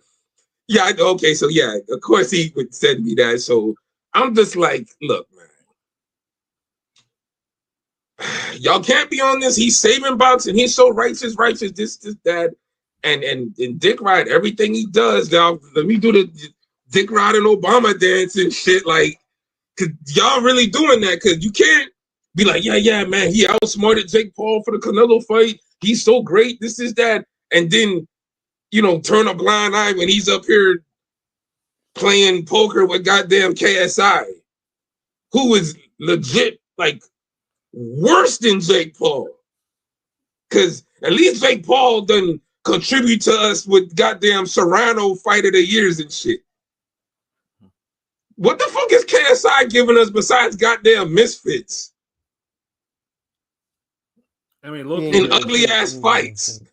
Misfits actually is, actually makes money, that's a whole other conversation. Yeah, Cal Sauerland barely, like, dude, it makes it like the UK one, I guess, is better.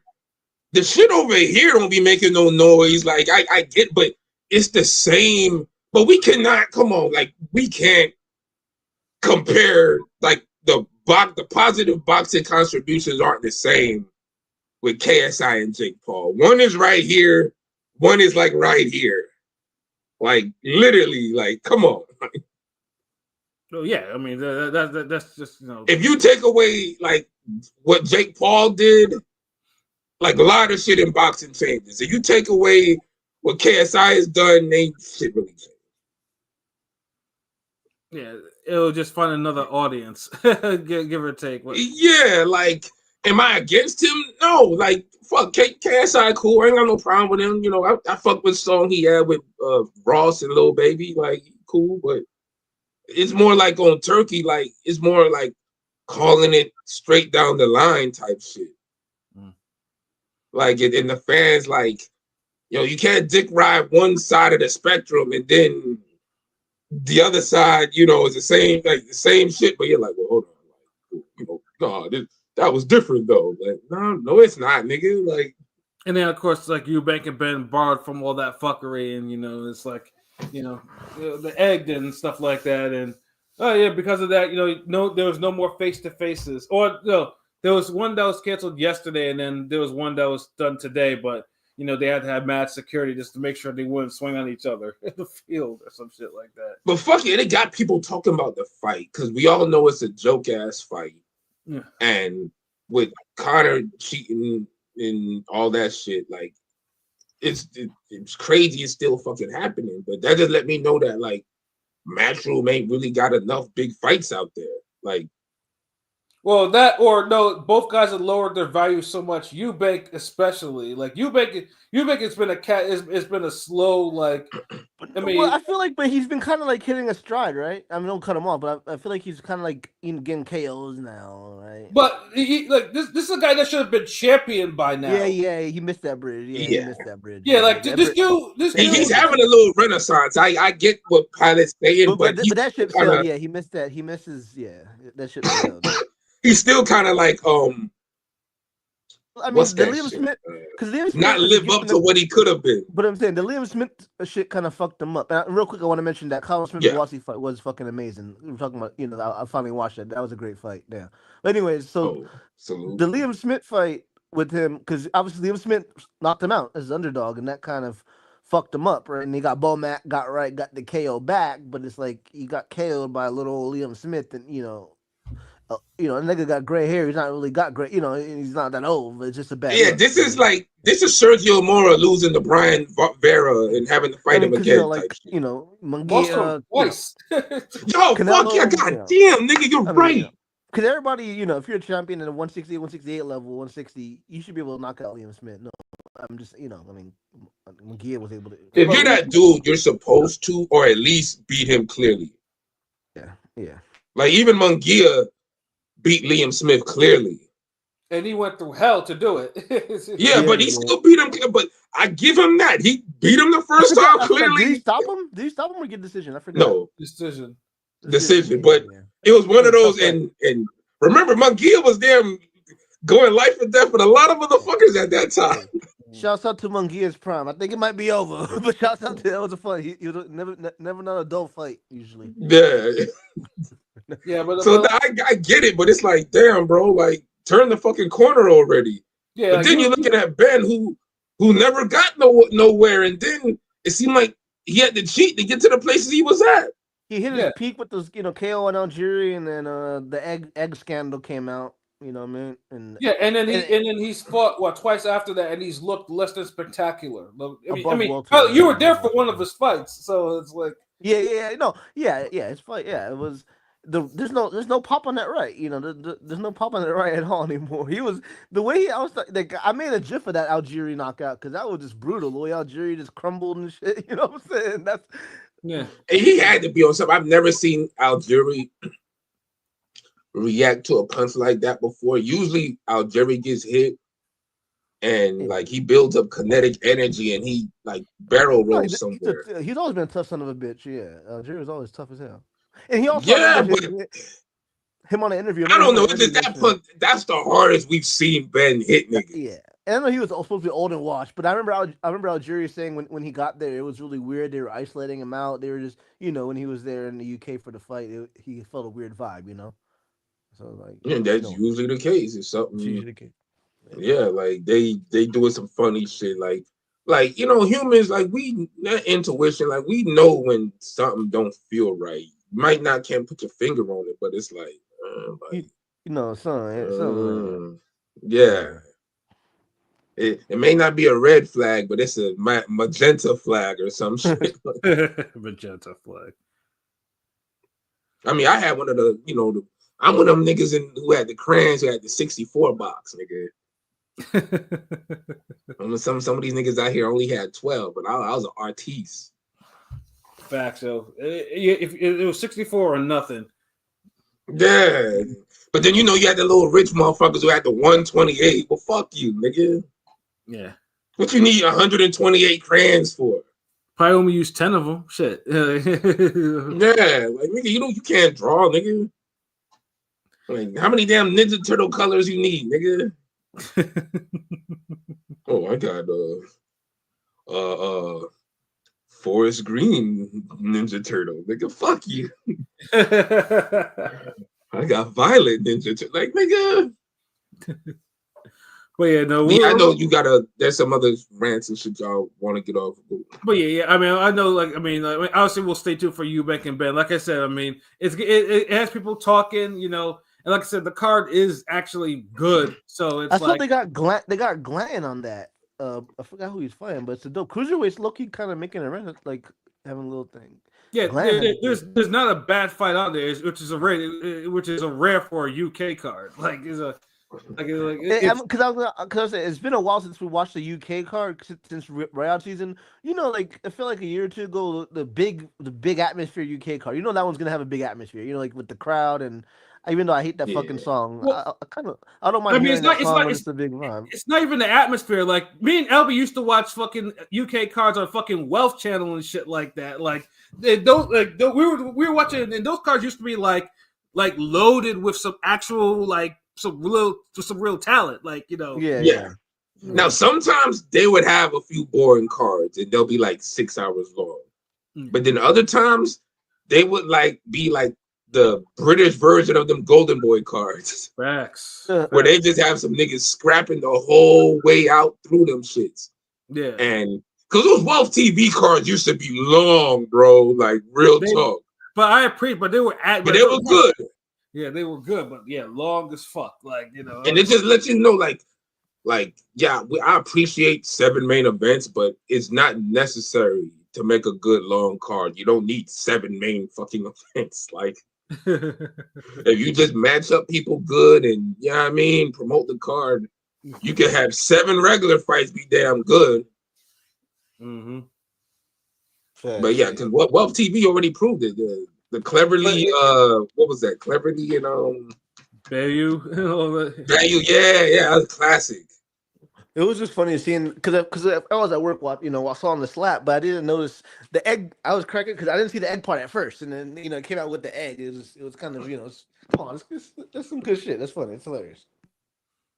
Yeah, I mean, like I said, Ben knows what he has to do. Then he's gonna have to get back in because he was talking that 2-round shit. I'm like, well, you're coming up from 147. You're not high powered anymore. Versus a guy who was boiling down from 168. So yeah, we'll see how that goes.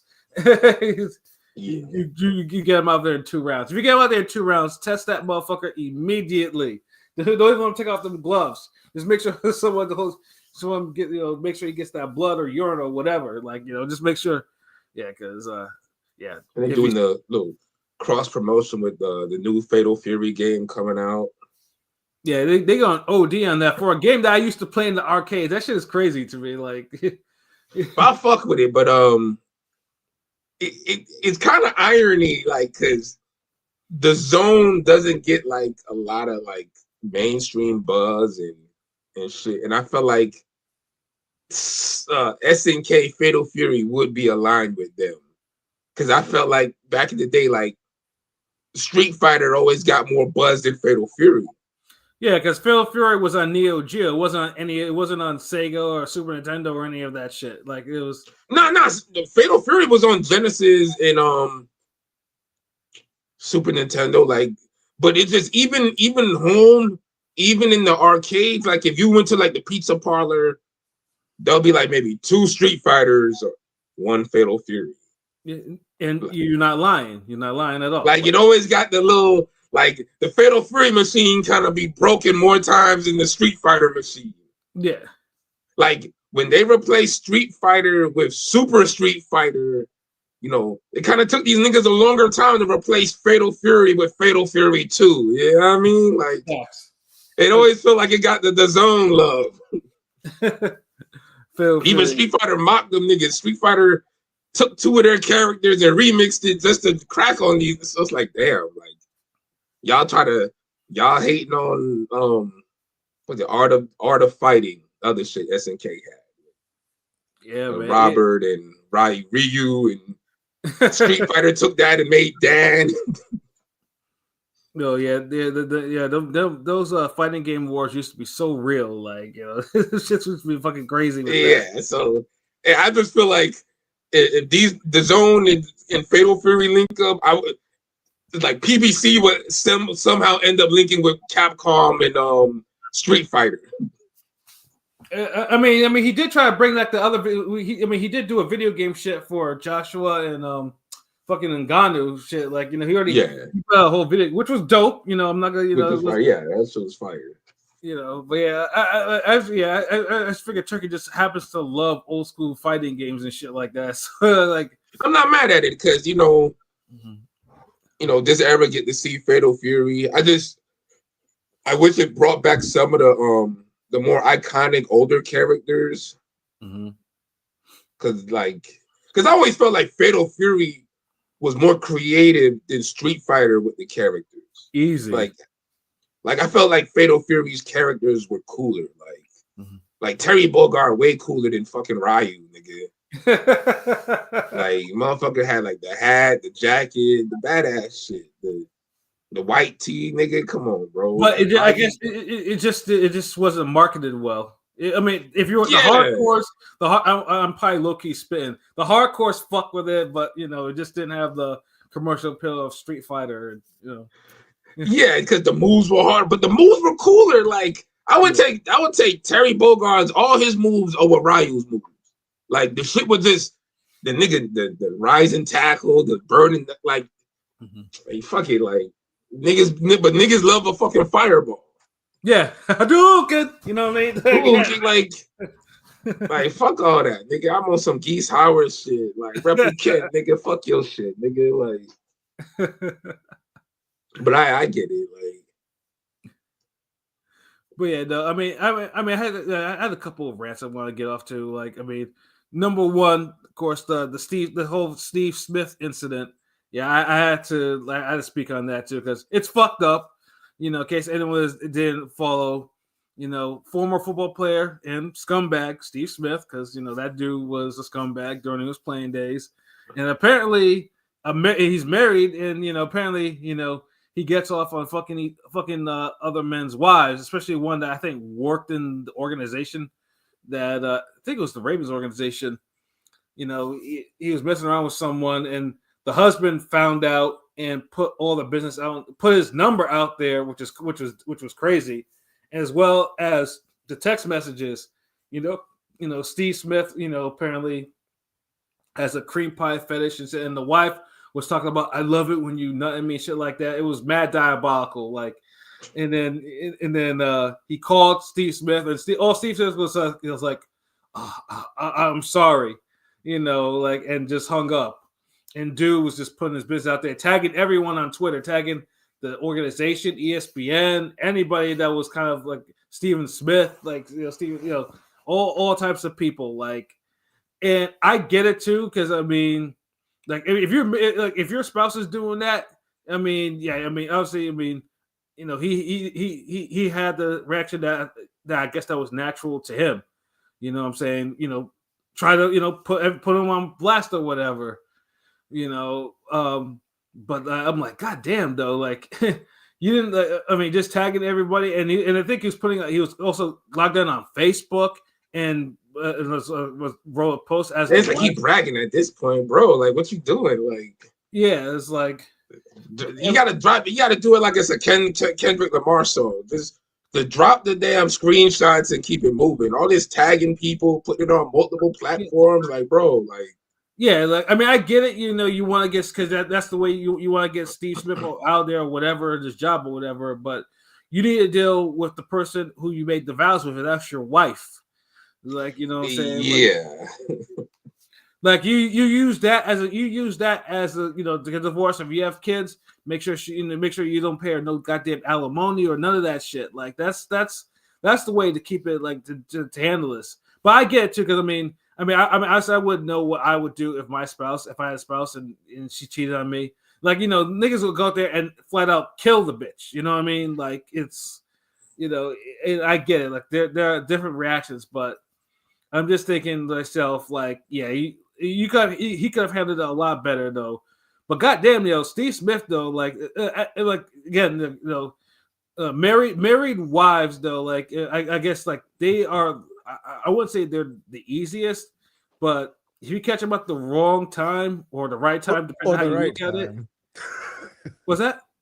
I said at the right time. Yeah, go ahead. Yeah, or the right time. Yeah, then it could be. Then yeah, then they're easy. Like, I mean, I myself, like, I mean, I've always been in situations where I guess the chick was separated. Sometimes I never really asked the level of separation, but it's just like, okay, there's no man. Yeah, but look, not a full blown married, someone married, like a married housewife or anything like that. But, like, yeah, like people gotta move smarter than that, because like my thing is, real quick, I just want to say I tried to avoid it. You couldn't avoid it. It was all over. But why did the guy put her on blast? Like, why do you want to be a public, say cuckold? But why are you doing that shit? Like, just in well, because Steve Smith is famous. That's part of the reason why. Like, I mean, he put Steve Smith's phone number out there, so I know that nigga's getting calls to this day. Like, right now it's like people blowing up his phone on some bullshit. He put if he didn't show up that number now, he's a fool. But yeah, I mean, he basically wanted public shame. But yeah, I would have just handled it just internally, and like, I'm like, okay, yeah, here's the evidence. Judge, she cheated on me, not paying this bitch alimony. Give me let me just walk away with everything that I came in with. And supposedly he met her off Tinder. Yeah. That means he all the way fucked up. Yeah, that's like the worst place to meet anybody. Yeah, Tinder. I mean, a decade ago it was but over the years, Jesus Christ. But I'm just saying, like, me. Like, it's listed like the worst shit right now. That's like the new version of meeting a girl at the club. I mean, sometimes I guess it could be okay and happen, but it ain't really. It's not realistic. Marry a chick off Tinder. That means it was probably already a ticking time bomb, and then you have her being around a football player with money and shit like that. And it's just it's problems. I just had to read, because it's like, God damn, like people gotta understand, like, you can't, like, there are so many other women out there. You don't need to be fucking around with anyone who's actually married. Well, but again, Steve Smith he's also married too, shit like that. But, like, you try to, because basically he made a post saying she ate his wife's son. You know what I'm saying? Like, he's like, I didn't cheat. My wife was involved. I was like, God damn, this nigga is a savage. Yeah, of course. He's a scumbag. Yeah, Steve has always been a scumbag. Like, he was always had a Napoleon complex. Like, he's always a 5'9", hot-headed.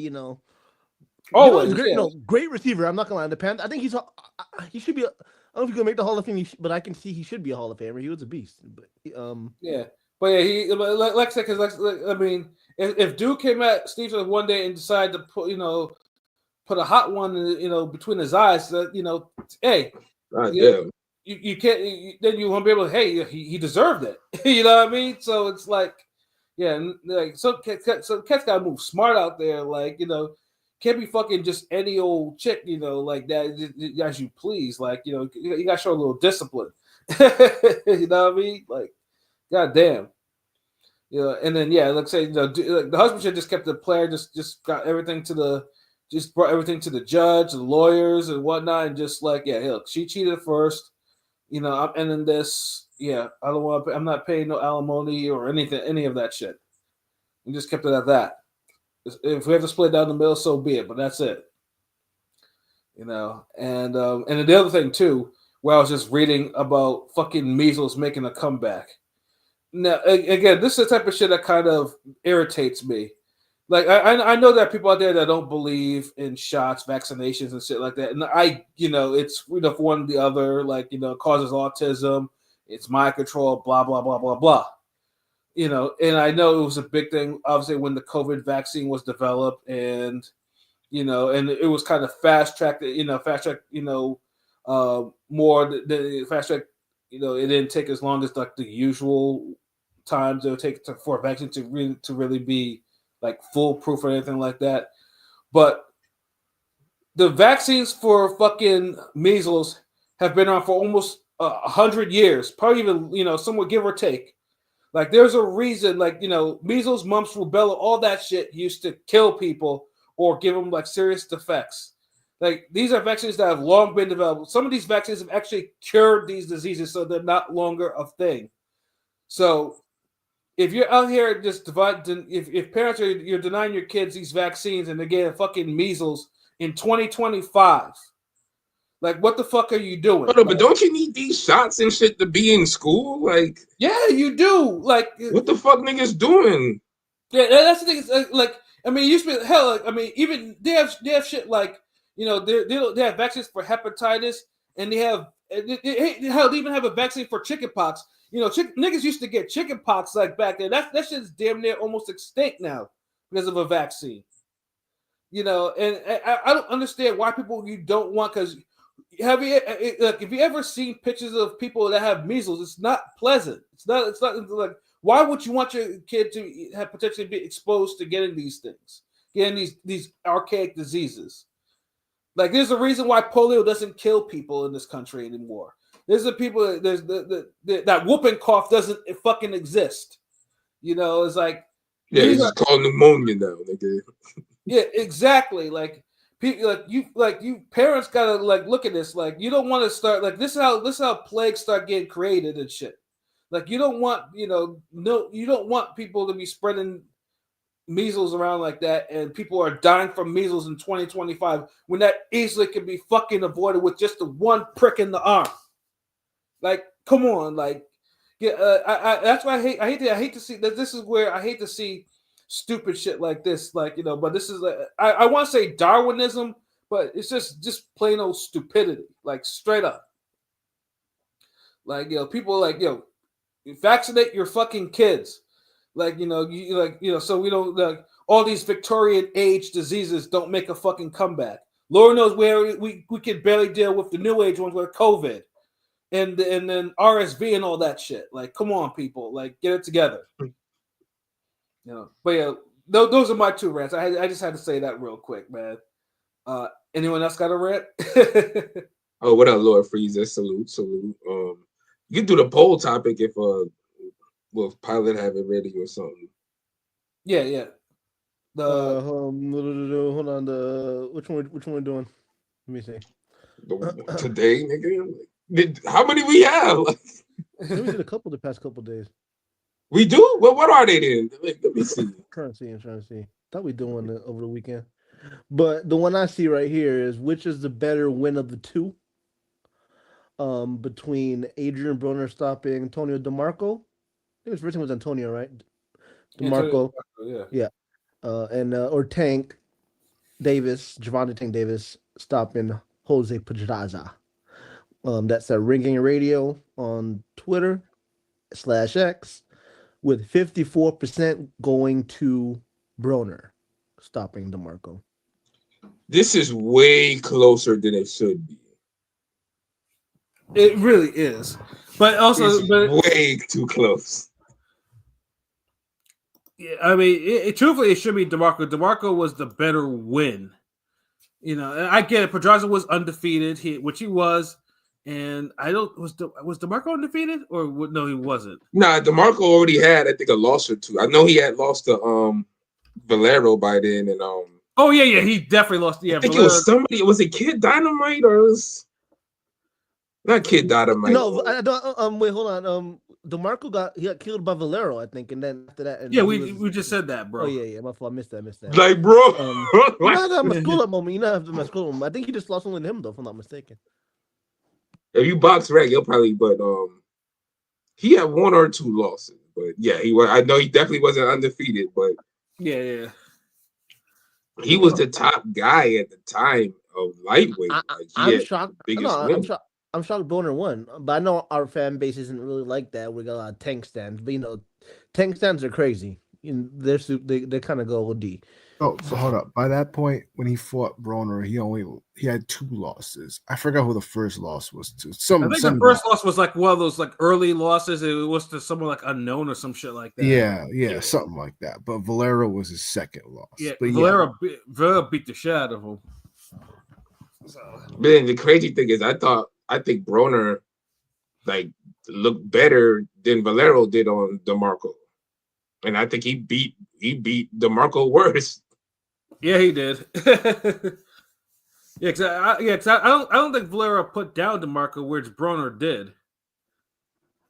Yeah, that's true. And then Broner started dancing after he put him down. So I haven't watched that fight in years. I might have to probably rewatch that. But no, lightweight Broner was dope. Yeah, lightweight Broner was that was the best version of Broner. Like that was his best version. Yeah, easy.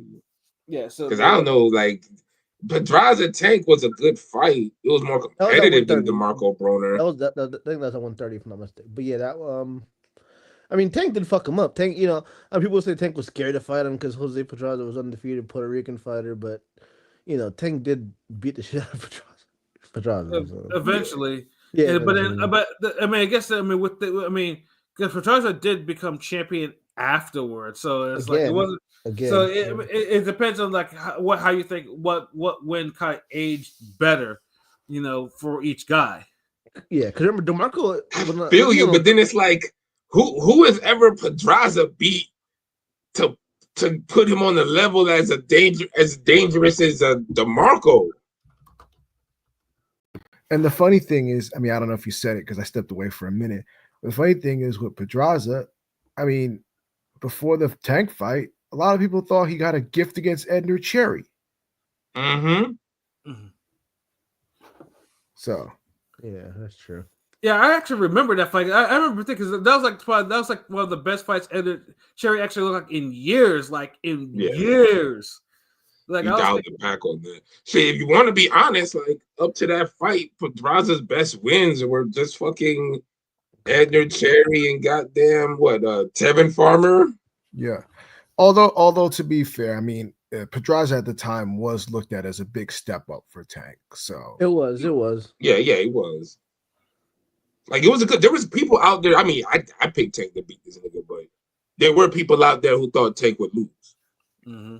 So I'm not just out there saying I didn't think he would lose, but I get it. It is. No, there was like you have more people thinking Pedraza would beat Tank than you had people picking DeMarco to beat Broner. Mm-hmm. And I feel like DeMarco was the more dangerous, accomplished guy because Pedraza ain't beat nobody on the level of Jorge Linares. Which is very true, yeah. Yeah.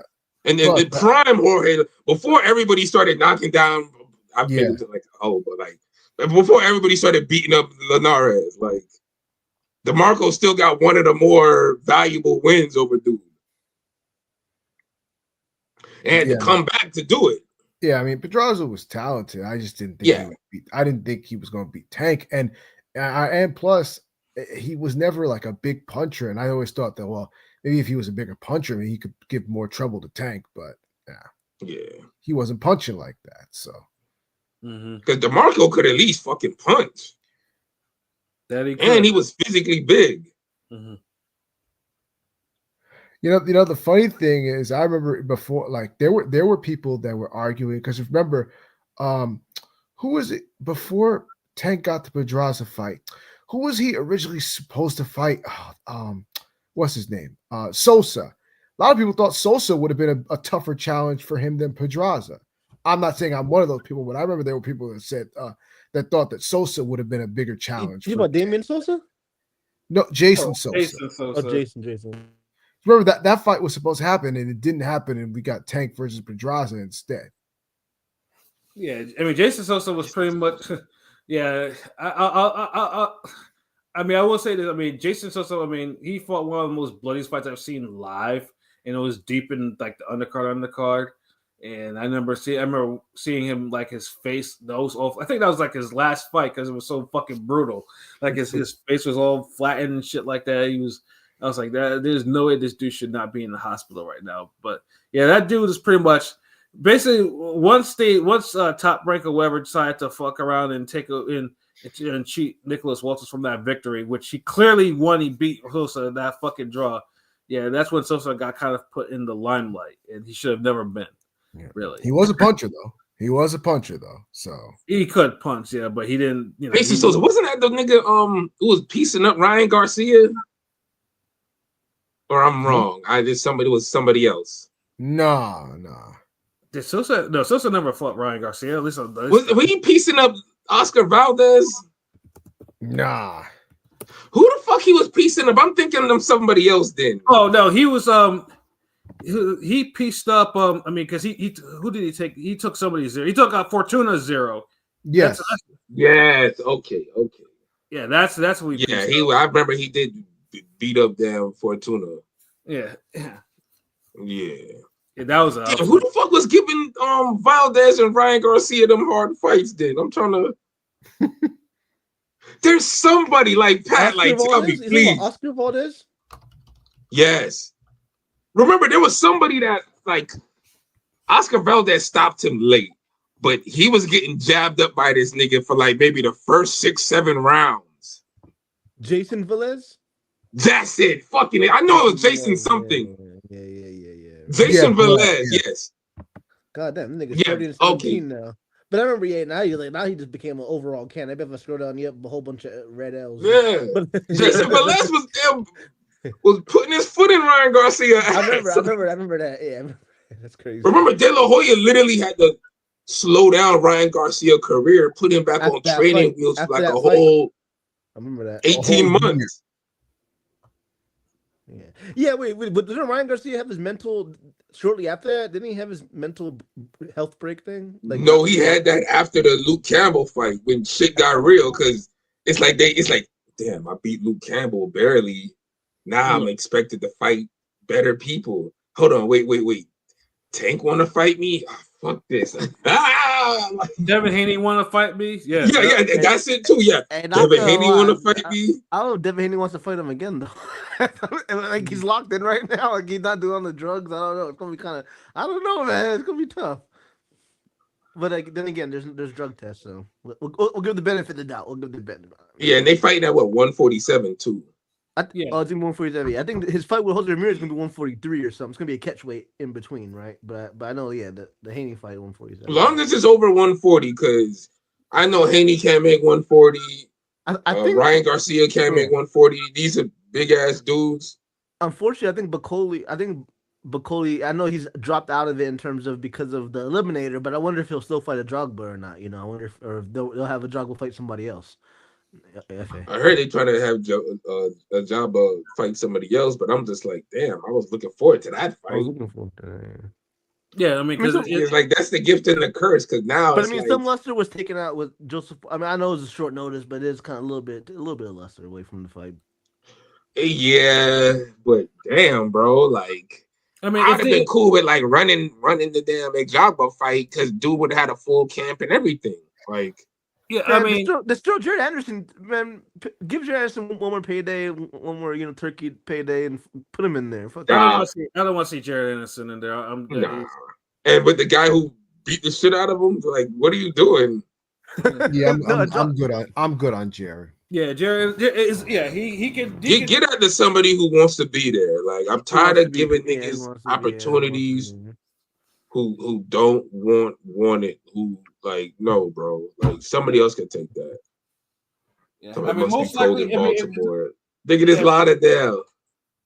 Yeah, like, I mean, if the fight happens, it's not gonna be the eliminator. If it does happen for the eliminator, it's just Java's gonna probably face whoever's the next highest in line. So, well, it's up Turkey because Turkey, supposedly the WBC is kind of pushing now for the Benavidez, Bivol fight, but Turkey might have other plans, and Turkey has the money or whatever, that the oil money can make decisions. We talked about it. Remember, like, just get the damn trilogy out the way.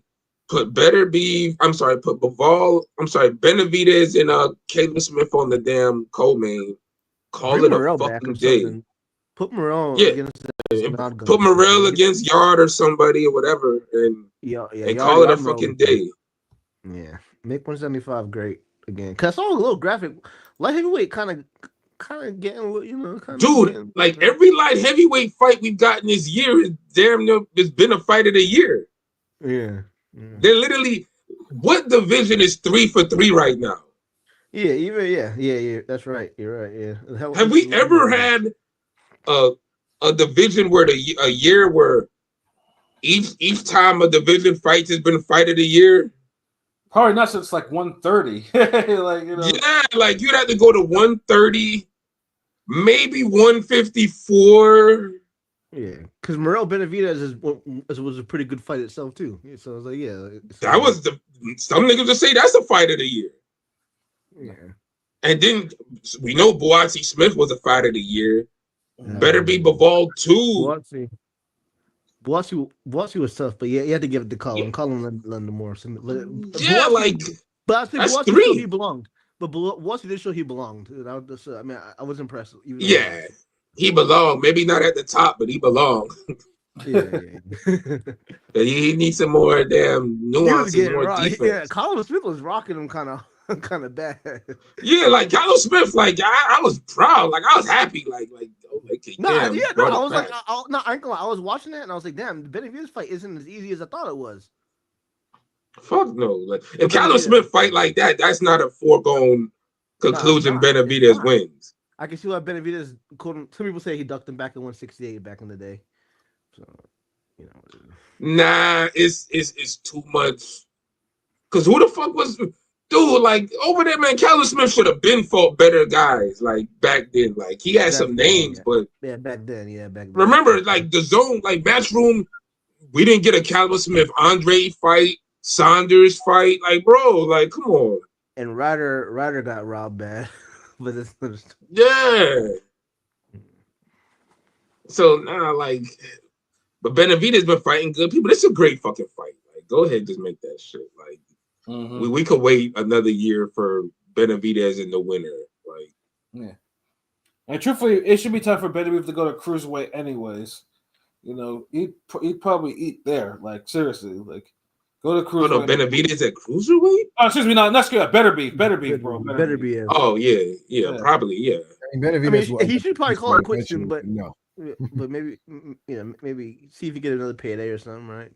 I mean, if he can still make the weight and he still want to fight, that Usyk the only nigga talking about damn calling it quits. Yeah, Usyk said he got 2 fights left. And he's like, yeah, I'm good. Yeah.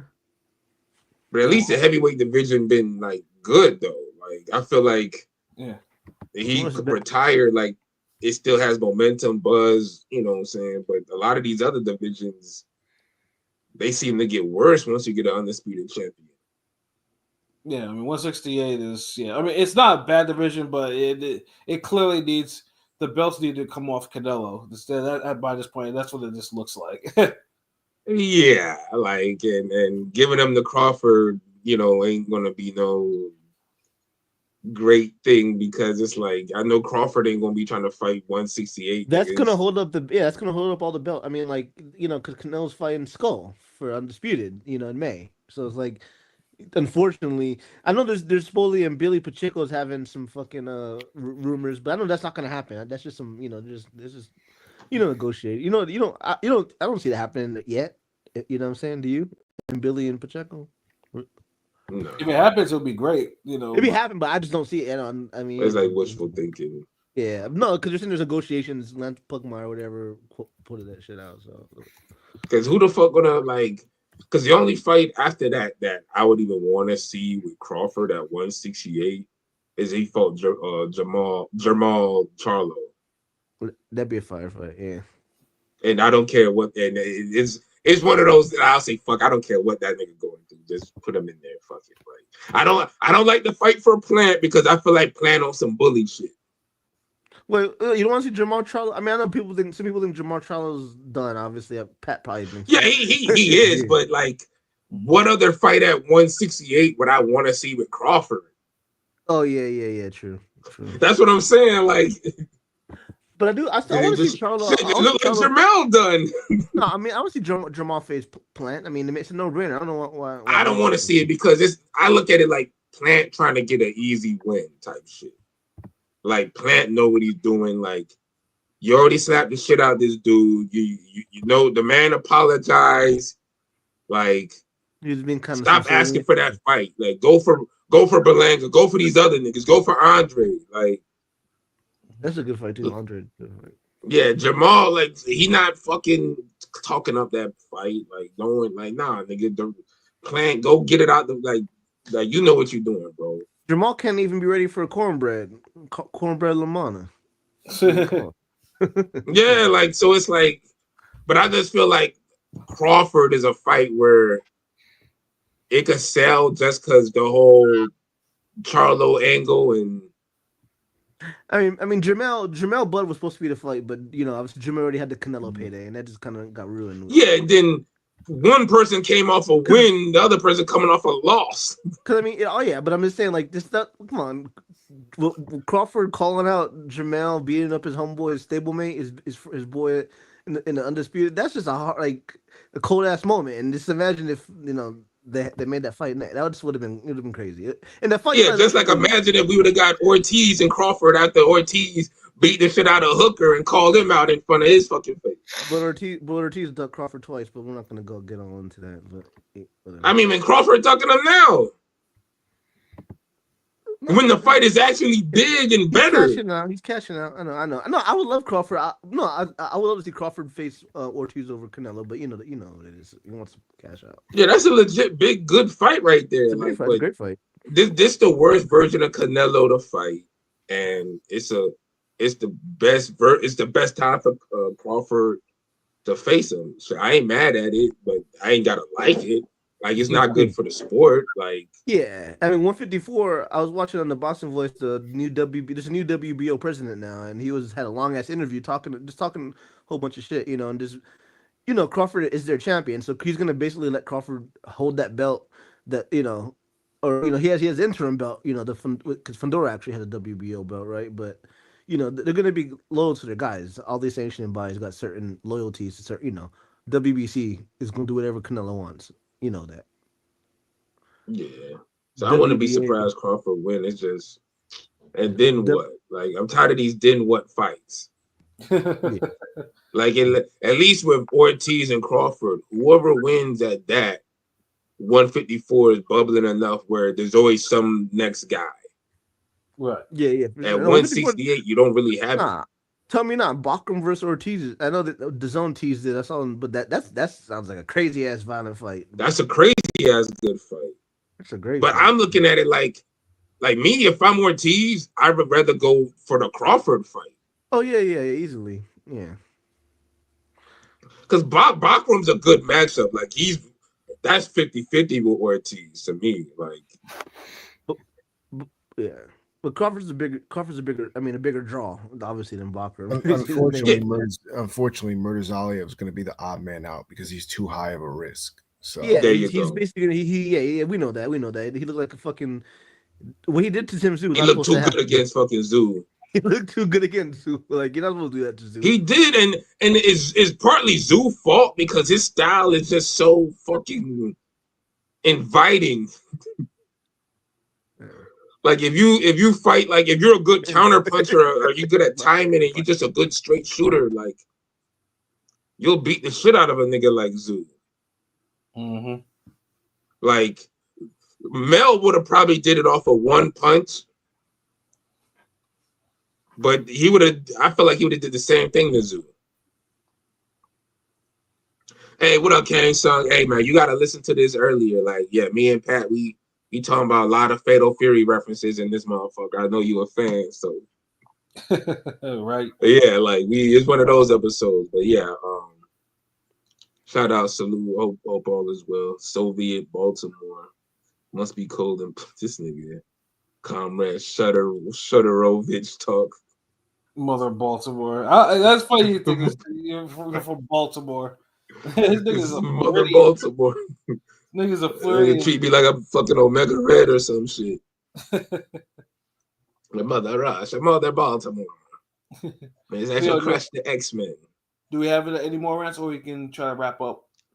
I think we good, yo. I got none. It was a nice podcast. I'm just hyped for Saturday we got boxing tank fight. I like that Tank is There's a yeah. hitting up all the popular blogs and that's how you market a fight. I wish more boxers besides him and Benavidez would expand their networks. Like, get out of this hardcore bubble y'all niggas in, especially you the zone motherfuckers. Like, and I guess apparently because he did some interview, I think he was I forgot what it was, the Breakfast Club or somebody this morning, and people were mad at the questions that were being asked. It was just like, shut the fuck up, man. Like, y'all just want to hear the same old boxing. Hold on, just repeat. Like, what are some of the questions, bro? No. It wasn't what I gotta go look back, but it wasn't what was asked. It was like what wasn't asked. Like, dudes just want to hear the same thing over and over. Oh, Shakur. Oh, hey, like, bro, like we don't have to ask that same fucking question. Yeah, we off that, man, bro. Like, and this is the hardcore bubble I'm talking about. Niggas who just want to keep getting rehashes of the same shit. Like niggas want the same number 3 value meal. Like, no, nigga, switch up. Like, give me the black beans and rice. And give me the plantains too this time, nigga. Like, y'all want the same shit all the fucking time. Like, y'all not gonna grow the sport because the casuals don't necessarily know some of these niggas y'all bringing up.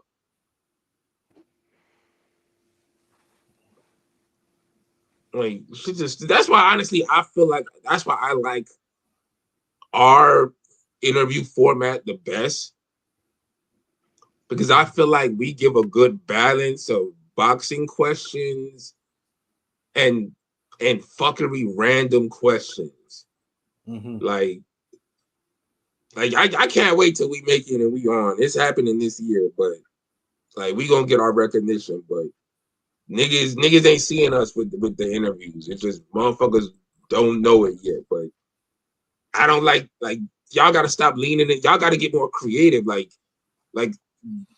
King P right. Like, niggas don't want to keep hearing the damn shit. Like, none of these niggas is fighting each other anyway right now.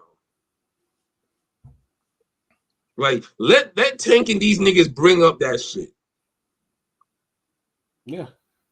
Y'all killing me. Y'all, that's just like when niggas used to get up there and be like, so damn, AZ, when you and Nas gonna work again? Like,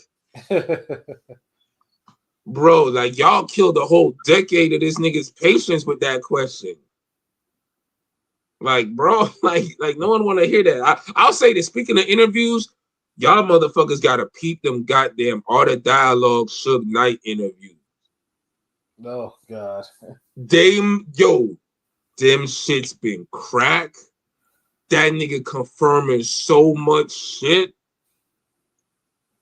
And you could tell, like, the way he's telling the story is setting up, like, a lot of that shit, like, I know he used to just talk in a lot of little parables, and a lot of this shit is really coming off like factual,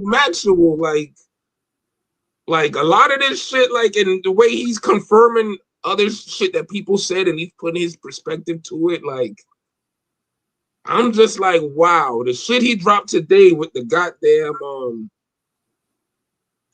the shit with Snoop and confirming the whole drink champ shit Warren G said about Snoop watching the fight with the goddamn walkie-talkie that were special edition that nobody else have except security niggas. And when Tupac and them niggas getting shot up, motherfuckers in your house is hearing the gunshots and you up here like 10-4, 10-4. What's happening? Like, but you told everybody don't go to the fight.